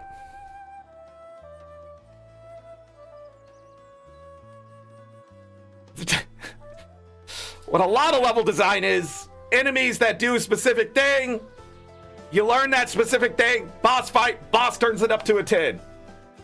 Beat him now that you've learned this specific thing. A lot of Souls games don't do that. They just throw new shit at you, right? But a good game and good level design is that the minions and shit aren't what gets in your way. They teach you things. The level itself teaches you things. Lets you explore and do other things and find items to make things easier. Or maybe find the counter item to help you mitigate some of what's going on. And then when you get to the boss, it ain't so bad because you did the extra work, right? And then you get to the boss, but the boss turned it up to a 10, so it still fucking sucks, but you have to get through the boss because the boss is asking you, did you learn anything? Because most people aren't fucking sociopaths and they get a high after they learn all the stuff, the math, and pass the fucking test. That's actually where I get my high. When I've done all these things to figure out, like, does this work? And then I go and apply it to the thing and it works, I feel good about myself. And most video games, even back in the 80s into the 90s, did that. Because that's all they really could do. a hit of dopamine. Now, when we live in the day and age where they can just make you struggle all the time, people are expecting you to struggle, beat the boss, and go, oh, at least I don't have to go fight all the minions again. That's insane.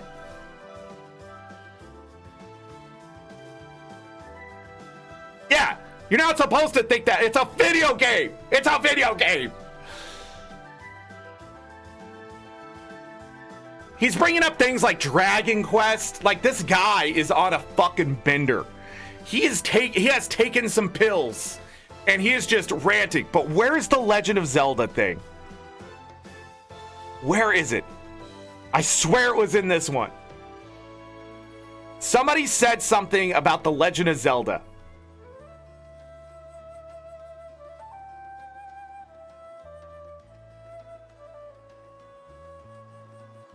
It seems you have to go back and literally redo everything if you don't go back and save before you die.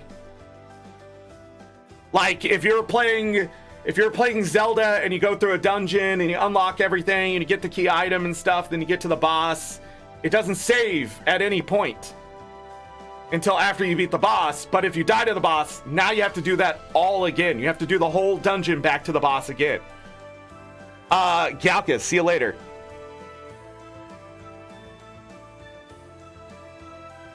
I think they deleted their comment. But before, there was a comment about,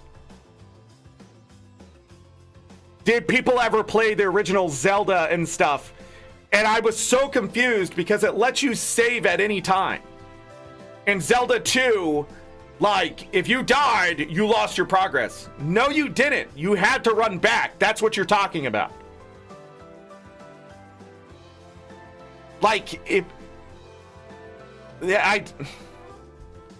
I don't understand where people get the idea that developers were so sadistic back in the day when really it wasn't them intentionally doing that. It was the technical limitations and the fact they were learning how to use the hardware at the time. Right? Then by the time the Super Nintendo came around, a lot of that stuff was gone. Like, permanently. But never invoke The Legend of Zelda or The Adventures of Link, Zelda 2, as though that's a fighting point for Souls-like games, when literally they are the modern Souls-like game now. Like, where Souls games were to where they are now, The Adventures of Link is closer to where they are now. If I collect a key in a dungeon and then die, I kept the key. I just had to run all the way back to the dungeon. Yes, I could skip progress by dying. If I didn't want to have to run all the way back, I could just die. And then run wherever I needed to go. That has always been a thing. Zelda 1, save and quit, is a thing. I want to go back all the way over there. Save, quit, boom, back all the way over there. If I died in a dungeon and said continue, it started me at the start of the dungeon, but if I collected anything in that dungeon, I kept it. Unless I didn't purposely save, I never lost progress for the most part, except for running places. And even then, sometimes it's better just to save and quit. This has always been a thing since the 80s and early 90s. It is a thing people do.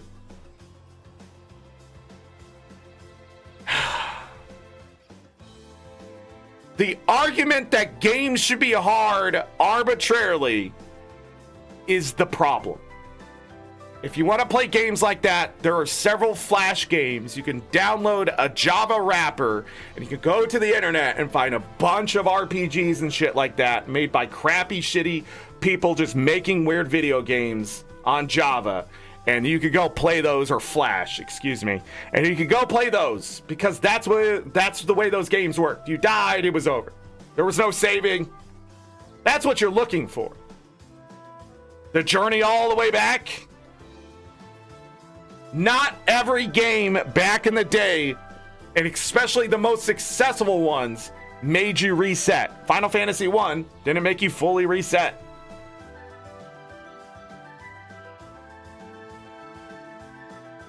If you saved, you saved.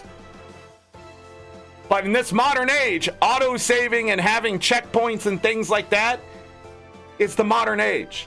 It is what is expected and the standard. Not whatever you're fucking trying to hold on to that doesn't actually exist because you have some weird fucking nostalgia for it.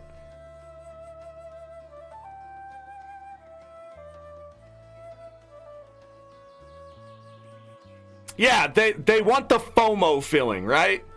They want people to miss out.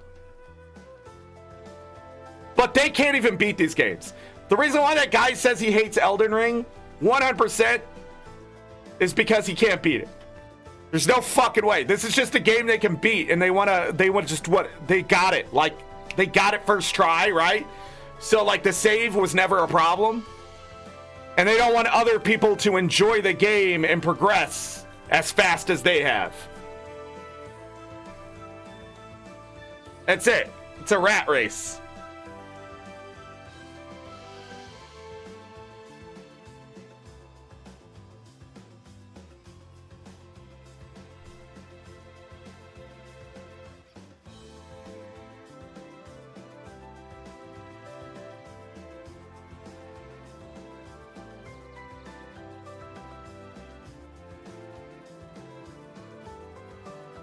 Unskippable cutscenes can be arguable, but I understand if you go back and you have to rewatch the guy do his whatever, or I don't know how this game has so many cutscenes that seems to be.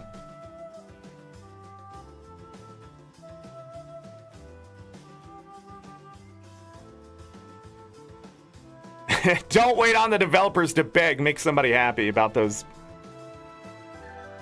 So you would buy the game if the cutscenes were skippable?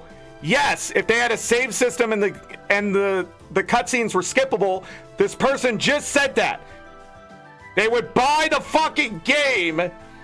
It's not just save points, but save points were a factor that contributed to my decision to not to buy. Unskippable cutscenes were another one.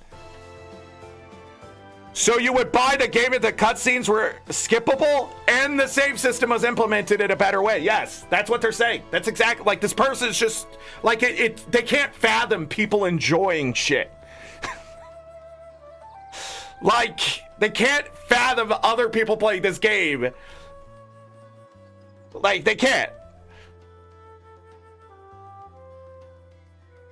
No, I would buy the game if I didn't feel like it would be wasting my time on content and non-content I've already consumed, or at least get rewarded for doing so. That includes recollecting items after death or backtracking to save them, rewatching cutscenes, refighting bosses if I died after boss before save, retraveling the overworld, literally empty space with random fights and so on. Like, I don't think he understands.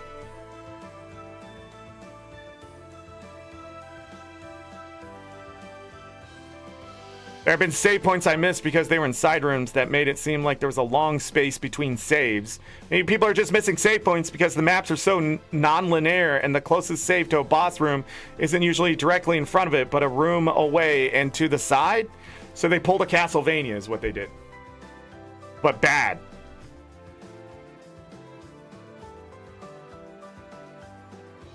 I'm at the Sky Fortress area. The save points are definitely not generous, whatever that means.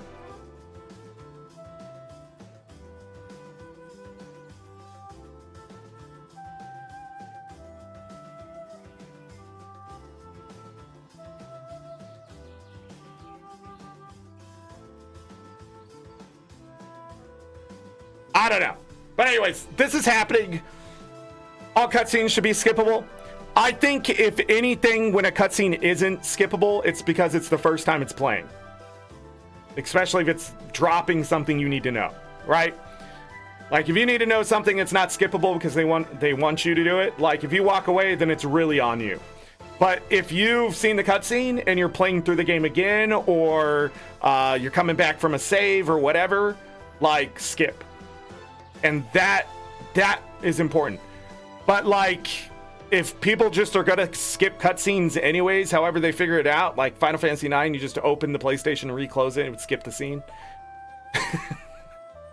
Not saying I ever did that. I'm just saying it's an option. You know I did that. But anyhow, Yeah, remakes and remasters. But the thing about it is, like, yeah, replayability is extremely important. But not only that, some people, they're not there for the movie, right? But I don't know. That can be argued about art and things like that. But some of the stuff, like a save point, is that really something gamers should argue about? Where they can save, where the saves are, how the saves flow. Like, this is where we're at. This is where we're at. This is why there's too many fucking video games. Because you're like, no, this game is mine. I gotta gatekeep. There's 100,000 other games out there you could play. This one's mine. That's not how it works. Sorry to tell you, that's not how it works. And if devs start doing that, they're going to fail. They're not going to get better at making games. That's why Nintendo's failing right now. They're just not moving on with their vision and progressing. Like the next Pokemon, the amount of people who said they're just not going to buy it, not surprising. If it's still going to do 10 million sales, right? Because kids. But a lot of adults that I've talked to said, it looks good, but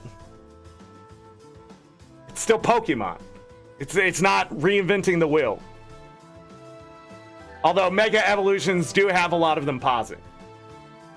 Like, if there's Mega Evolutions, it changes everything.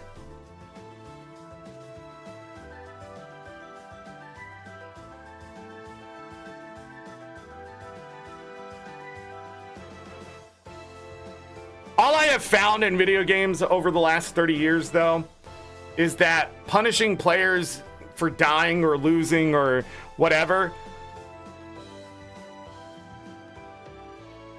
it really doesn't do anything, because no matter what, most of the time they either have to replay the level or run back, and that in itself is an inconvenience, right? And that inconvenience is usually punishment enough. I have to play through that again, right? Like, when you listen to the best players and they're playing a new game for the first time and they do something that's really hard and they finish it, and they're like, save the game, save the game, save the game, or whatever, and they're like, because I don't want to do that again, right? They're not saying they're never going to do it again, right? When they replay through the game, if they're going to speed run it or something in the future, they're saying that part right there specifically is such an inconvenience that I'm not enjoying the game. That's what they're saying. And like, I hear this so often from some of the best players, maybe in the world, right?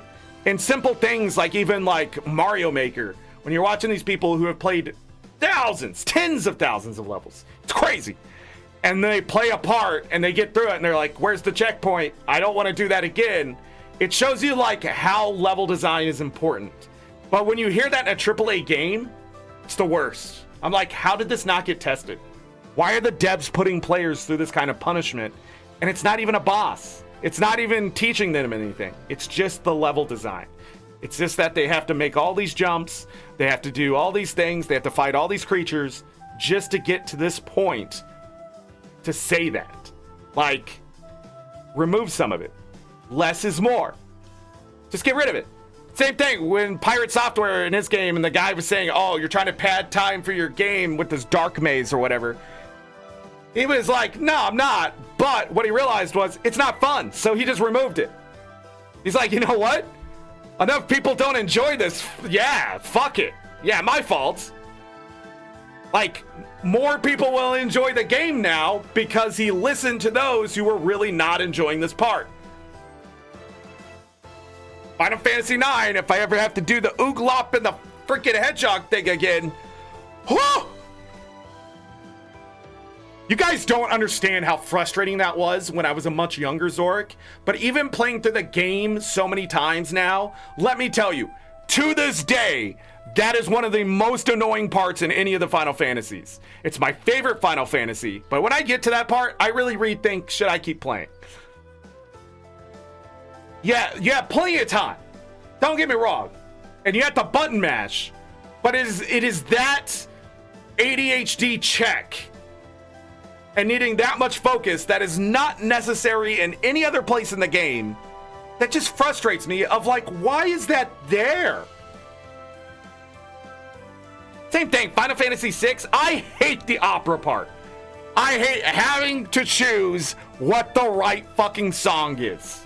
I hate it. It is stupid. It is dumb. It is absolutely unnecessary. I don't give a fuck what another person says. To this day, Final Fantasy VI is not my favorite Final Fantasy. It's not even one of the best in my opinion. It does a lot of things well. It's a good game, but it is not like up there. Oh my god, it is the pinnacle of JRPGs. Why? Because the fucking game just is grind after you get to a certain point, and a lot of the fucking stuff that makes the story good gets thrown in the trash at a certain point too. But then all these fucking little mini games that just absolutely suck. And then there's a lot of battles in there that if you're just not ready for, you can just run into and die. And then not only that, there's so many freaking encounters that if you run into the wrong thing, your group just dies. And then if you don't fight a boss, the exact right strategy in that game, you just die. Things you can mitigate in the previous games, you can't do that anymore in Final Fantasy VI. And it's so annoying. Then you play Final Fantasy VII, it's such a breath of fresh air when people are like, yeah, Final Fantasy VII is my favorite game. That I can believe. Because it is a great game. Except for 2 parts. And they're mini games. They're just in there. They do it. Also, the timing of the gate where you have to press the thing. Let me tell you, when I was a much younger Zorric, I don't know how well we did when I played through last year, but that annoyed the shit out of me. What the fuck is going on? Is someone on the roof? Did you guys hear that? It's crazy. I'm trying to think of Final Fantasy X when you're the first game of Blitzball. And you have to play Blitzball. And if you've not played it before, the worst thing ever. They just throw you into that shit. And then you lose. I'm trying to think of... No, you don't lose. You get your ass kicked. This is what happens.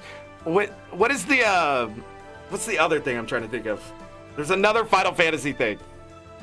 Don't worry, all games have their problems. And some people enjoy the Ooglop and the Hedgehog and stuff like that. And they think it enhances the game. But really, I'm just like, just take it out. It does nothing. It doesn't change anything in the game. It's just like, oh, at this point, he has to grab the key. And this is how we're doing the story for it. It's like, why? Just play the opera. Just let them in. Just find the submarine. Just let the kid win the Blitzball game. I mean, it frustrates me. Don't throw a puzzle in. Don't throw it. Just keep doing what you're doing. Everything is great. We're riding. We're on the motorcycle. There's not a bump in the road. There isn't a sudden speed bump. This is the interstate. It's all flat. It's all paved. Everything is great. We're doing great things. We get off on our exit, sometimes to rest. I get it. We got some exposition. We're back on the road. Things are great. And next thing you know, oh fuck, you gotta redo Interstate fucking 39 over here because we didn't save before you got off on that exit over there where you had to drive between all those trucks. Suddenly, sorry. Let people enjoy video games by letting video games be better, please. Convenience is so important in the modern age for video games. And let me tell you another thing. Zelda 1 and Zelda 2 aren't 20, 30-hour experiences, okay? They could be. Like Zelda 2, I think it's 10 hours to beat. And unless you know where to go and everything, then it's much faster. Zelda 1 was never meant to be a 10-hour experience. Zelda 1 is like a 5-hour experience or less. Games back in the day were very short, so not saving all the time, not as important. Like you saved maybe once or twice because, you know, your parents are like, you need to get off the video game. But like... Sonic 1 is a fucking 2-hour experience, right? Like, games today, when they go 20 hours and they don't have enough save points to let you continue to progress that 20 hours, I don't know what to say. Like, there are so many video games out there that people want to play. There's not enough time in their life to play them all. So let them enjoy video games with those conveniences we have in the modern age that let them progress the game. Also, one day their kids are going to want to play those games. And I don't want them wasting their time on a lesser game where there's a game that does it better as well. But if they do want to play it, I want those things in there so they can at least finish it. Because that's important to me today.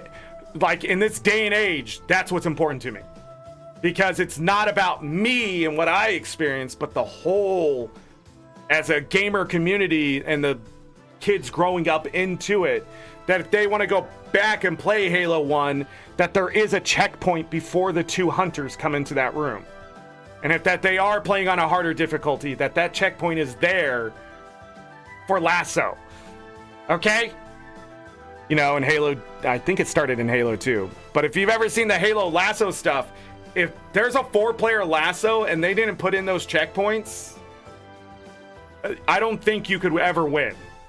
Like, if you had to play the same checkpoints as the game without that stuff, but those were put in there because it's about retrying just that spot. The devs understood you were able to get to that point. But I just think some people think they're gamers and not realize they have not only limited themselves, but they're gatekeeping things from everyone else. And if you don't want to play that way, you don't have to save. You have to put in the extra work for that difficulty. Why should I? That's just the point of all this shit. So anyways, Twilight Monk, not gonna buy it. Not a good save system, unskippable cutscenes. Just, that's not good things. Also, that stuff was said during their dev stuff. I guess they've had plenty of time to fix or change or whatever. And this is coming from someone who's played through Hollow Knight 3 times, okay? Did I 112% it? No, I 107%ed it. I didn't do the Pantheon.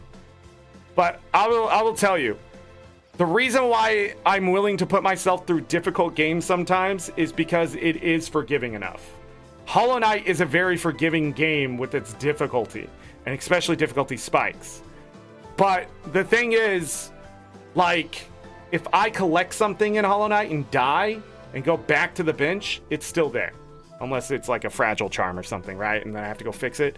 But like, that's just the thing. Also, dying can be punishing if you give me something worth using and then something happens to it. If I die, that adds extra punishment to my choices.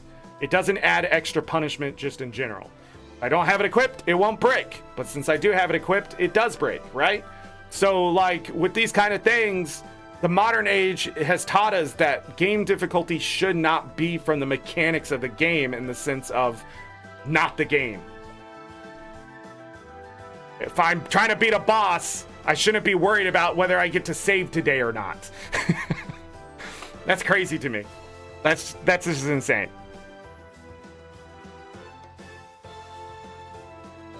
Original Game Boy games is what a lot of this stuff reminds me of, but most of those are beatable in 2 hours or less, now that I think about it. So, yeah, I don't know. Super Mario World, 90 minutes is really fast, but in 2 hours, I think a lot of people out there can beat the game in 2 hours. But you know what? There are save points. And if not, you have to replay those levels. But at any point, you can go back and beat a level that saves, like a ghost house or a castle. And yes, you can replay the castle. Come on, get good. And go back and save that way. So there's always options there. I think this game, this Twilight Monk game, probably does have that option where you can go back, but it's such a long backtrack for so many players that they don't want to do it. I think the same reason why a lot of people think Castlevania Circle of the Moon, like, the save points are so far away from a lot of the bosses or just where you need to be that I think a lot of them just, I don't know. They just don't want to go through that difficulty of whatever that is. So, but anyhow, that's my hour-long rant about difficulty in games. Chained Echoes, not a hard game. I felt it wasn't a hard game, but I did a lot of extra work. Highly suggest it. I think it's a fun game to play through. I like the combat system, not so much the sky armor combat, but I do love the combat system. The overdrive bar, little extra, but it does add in some interesting things. But once you're overpowered against certain creatures, just like any other JRPG. So Also, using the Sky Armors to farm creatures is fun. So it has this weird way of like what detracts also adds things. So I think a lot of that also mitigated the feeling that it's like an 8 out of 10 game or even an 8.5 because you have that stuff. YouTube is like dying for me. I don't know if any of you are having difficulty with it right now, but my chat keeps disappearing and then reappearing, and the video keeps stopping and then jumping ahead. I don't know if it's my computer doing something. We're in the end times, everyone. We're in the end times. Let me do that and see if that makes it stop. Maybe it's a mechanical thing. Maybe. But anyways, this is the end of Chained Echoes. We got all the achievements. It took me how long I said it did, but I ended up playing the game for 73.5 hours. I didn't, though. I mean, some of that I think it was just sitting on and things like that after stream and stuff like that. But that's another game I've 100%ed this year. It's sort of crazy. Let me see here. Let me see.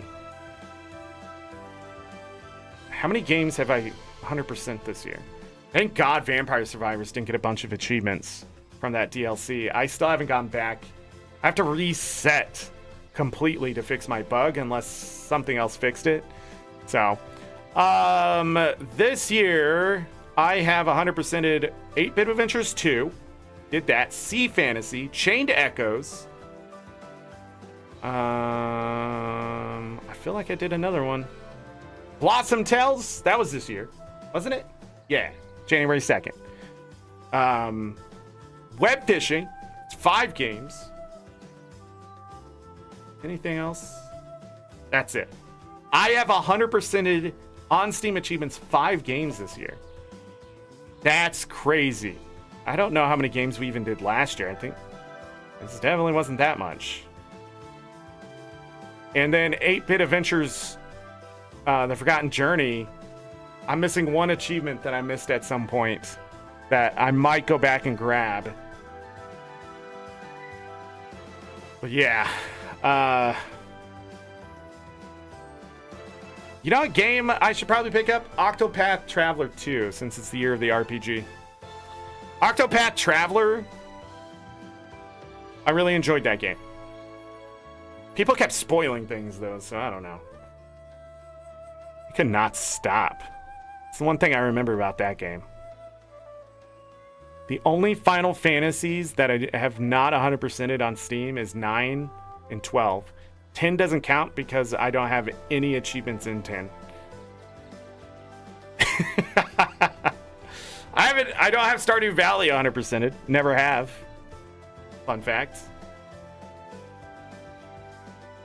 Dang, I have played a lot of games in my time. Dark Souls 2. How many achievements I got in that game? 7 out of 43. We gotta go back.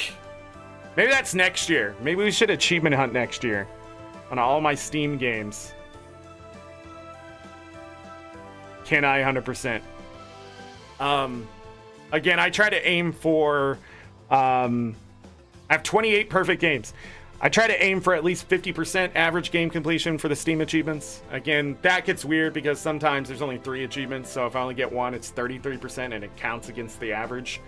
If I get 2, it's 66 and it counts better for the average. So that kind of thing. I have 5,431 achievements. So if I have an average of about 50%, that means I'm still missing 5,431 achievements. Or more. But yeah, again, really enjoyed playing through the game. I'm trying to think. Tomorrow, I think we're doing some Guild Wars 2. April Fool's stuff. Looking at, they'll probably have stuff in the gym store, that kind of thing. We'll check that kind of stuff out. We're going to take sort of a short day tomorrow, I think, for the beginning of April. Get an extra Guild Wars 2 show in. And then,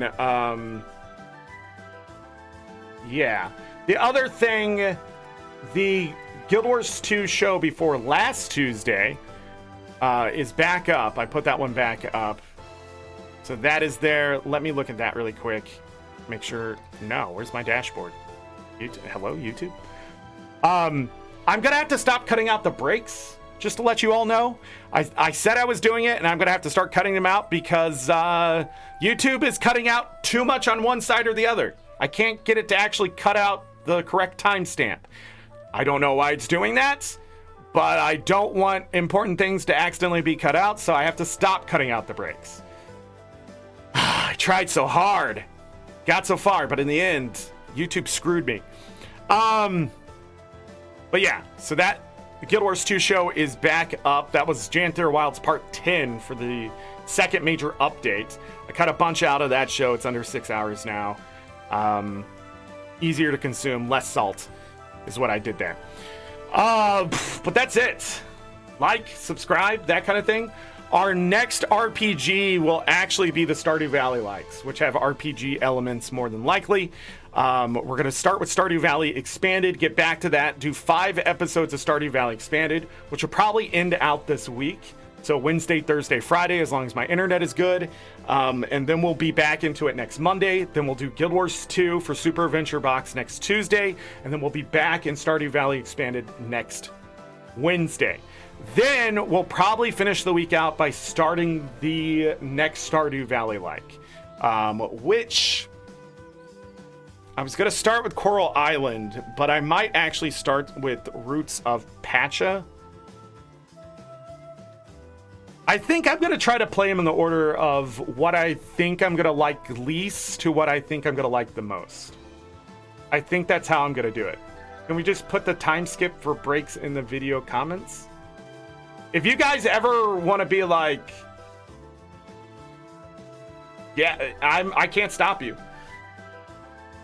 Yeah, you can put it in the comments. I'm not going to go back and put it in the comments, though. You guys are the ones that are supposed to comment. I guess I could. I usually only comment on vids, not go back into the VODs. The song is sort of getting old. The music at Chained Ectos was pretty good, though. I listened to it for like over 60 hours. So, did lose my mind. Unlike Stories of Bethlehem, I have not gone back to that game because it's become torture. But yes, skips for breaks in the video comments. Yes. Chaz, we will be in the Stardew Valley-like games that you have provided us. I hope they're all great and fantastic, and I love them, and we have to play the hell out of them for the rest of the year. But if not, you have wasted your money. And how disappointing.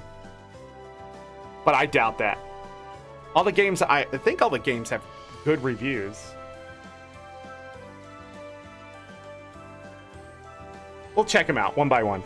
I think I will start with Roots of Pacha, because I just, the way that game looks, I'm not 100% sold on it. But it could be just one of those things. They're also updating these games, so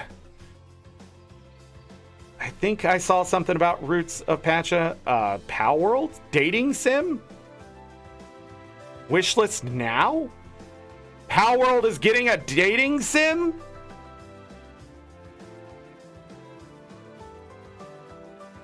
Love-ander body pillow giveaway is now underway? What is happening to this game? Are they going full?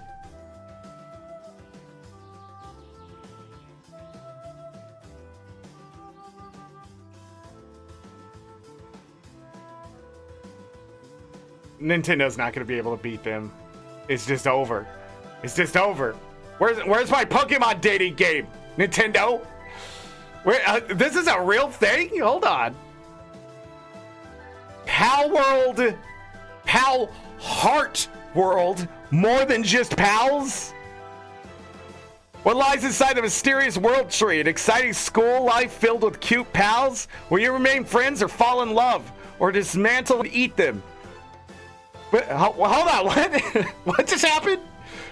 Your dream school romance starts here in this Pal World dating sim. They're pretty much telling Nintendo, put that in your pipe and smoke it. Holy shit! Student ID 69. Love-ander? Student ID question mark Zoe. The only partner I care about is Grisbolt. What am I looking at right now? Is this real? Planned release date to be announced. Add to your wish list. Yes. This has got to be an April Fool's thing. This has got to be an April Fool's thing. No way. Pal World releasing a dating sim? You, the protagonist, enroll as a transfer student in the prestigious Palpagos Private Academy. You'll meet unique friends, pals, and enjoy school life through friendship and romance. It's up to you whether you stay friends with pals, develop romantic relationships with them, or even dismember and eat them.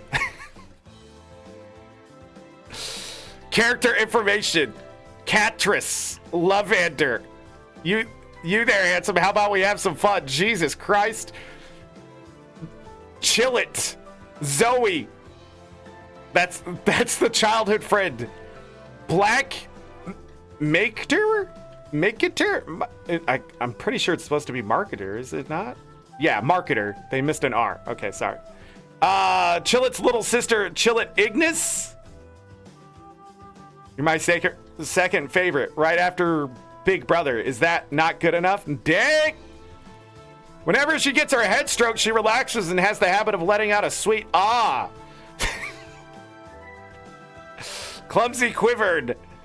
School Nurse Saya. Hold on. How old are these kids? Let's get into some weird territory. Bubbly Tarantress. Yonder Splatterina. Splatterina? I'm not sure I ever saw that, pal.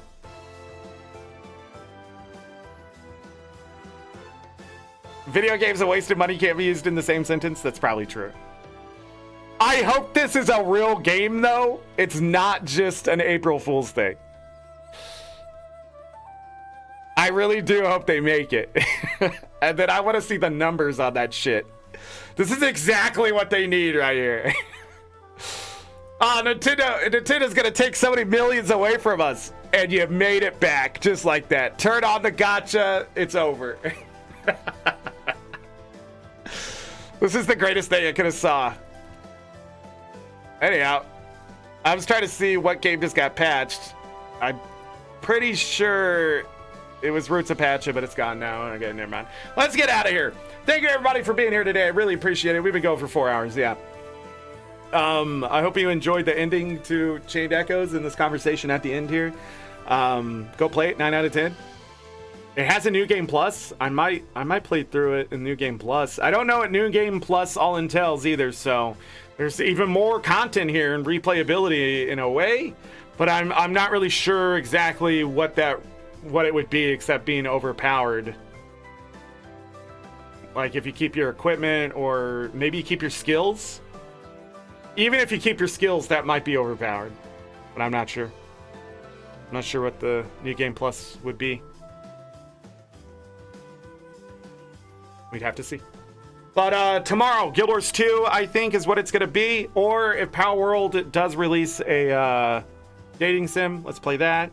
And then we'll be back in Stardew Valley Expanded by Wednesday, I hope. Unless the internet dies, which it hasn't. It's been pretty stable for the most part. Any mods lurking in chat, I appreciate you as always. Thank you for the conversation today. Galka Chaz, Binary. Did I miss anybody else in chat? I'm sorry if I did, but thank you. Go play video games, enjoy them, devs. Modernize your game, add in some quality of life stuff. Definitely have some convenience features. It's important. It's important in this day and age. Do not listen to those people who think you're getting blackmailed. Because you can't. I mean, unless somebody actually like sent you a message saying, hey, you know, I know you did this thing, and I'll tell everybody, unless you change the save system, it's not blackmail. That's crazy to think of it that way. I mean, come on, just call it what it is. It's criticism. If you think it's not good criticism, you're free to say that. It's your opinion. But don't call something that it's not. Come on, that's getting weird. That's a little weird. What are you? 4chaner? Get out of here. Is that what they're called? I don't know. As always, I leave you with this. This is a weird show today. Take care of yourselves. Take care of each other. We're all we got. Have a great night, day, evening, morning, afternoon. Whatever time it is, make it great. If you're going to bed, sleep well, get that rest. You will need it. Trust me. If I don't see it for the rest of the week, I'm going to assume somehow you got an early copy of Pal World Dating Sim. Don't eat too many of the creatures. Not really sure that thing stuff. But anyhow, yeah. enjoy your week. Watch out for the April Fool's stuff. Some people are vindictive and sinister, and they're trying to make you not have a good day. And I get that, and I hate it. I don't trust anybody. I don't trust anything for the next 36 hours. You gotta make it fun. You gotta make it at your own expense, too. Yeah, I don't know. All right, Stardew Valley expanded the rest of the week. I'm out of here. Actually, I don't know what I gotta do right now, but I'm gonna go do it. Bye.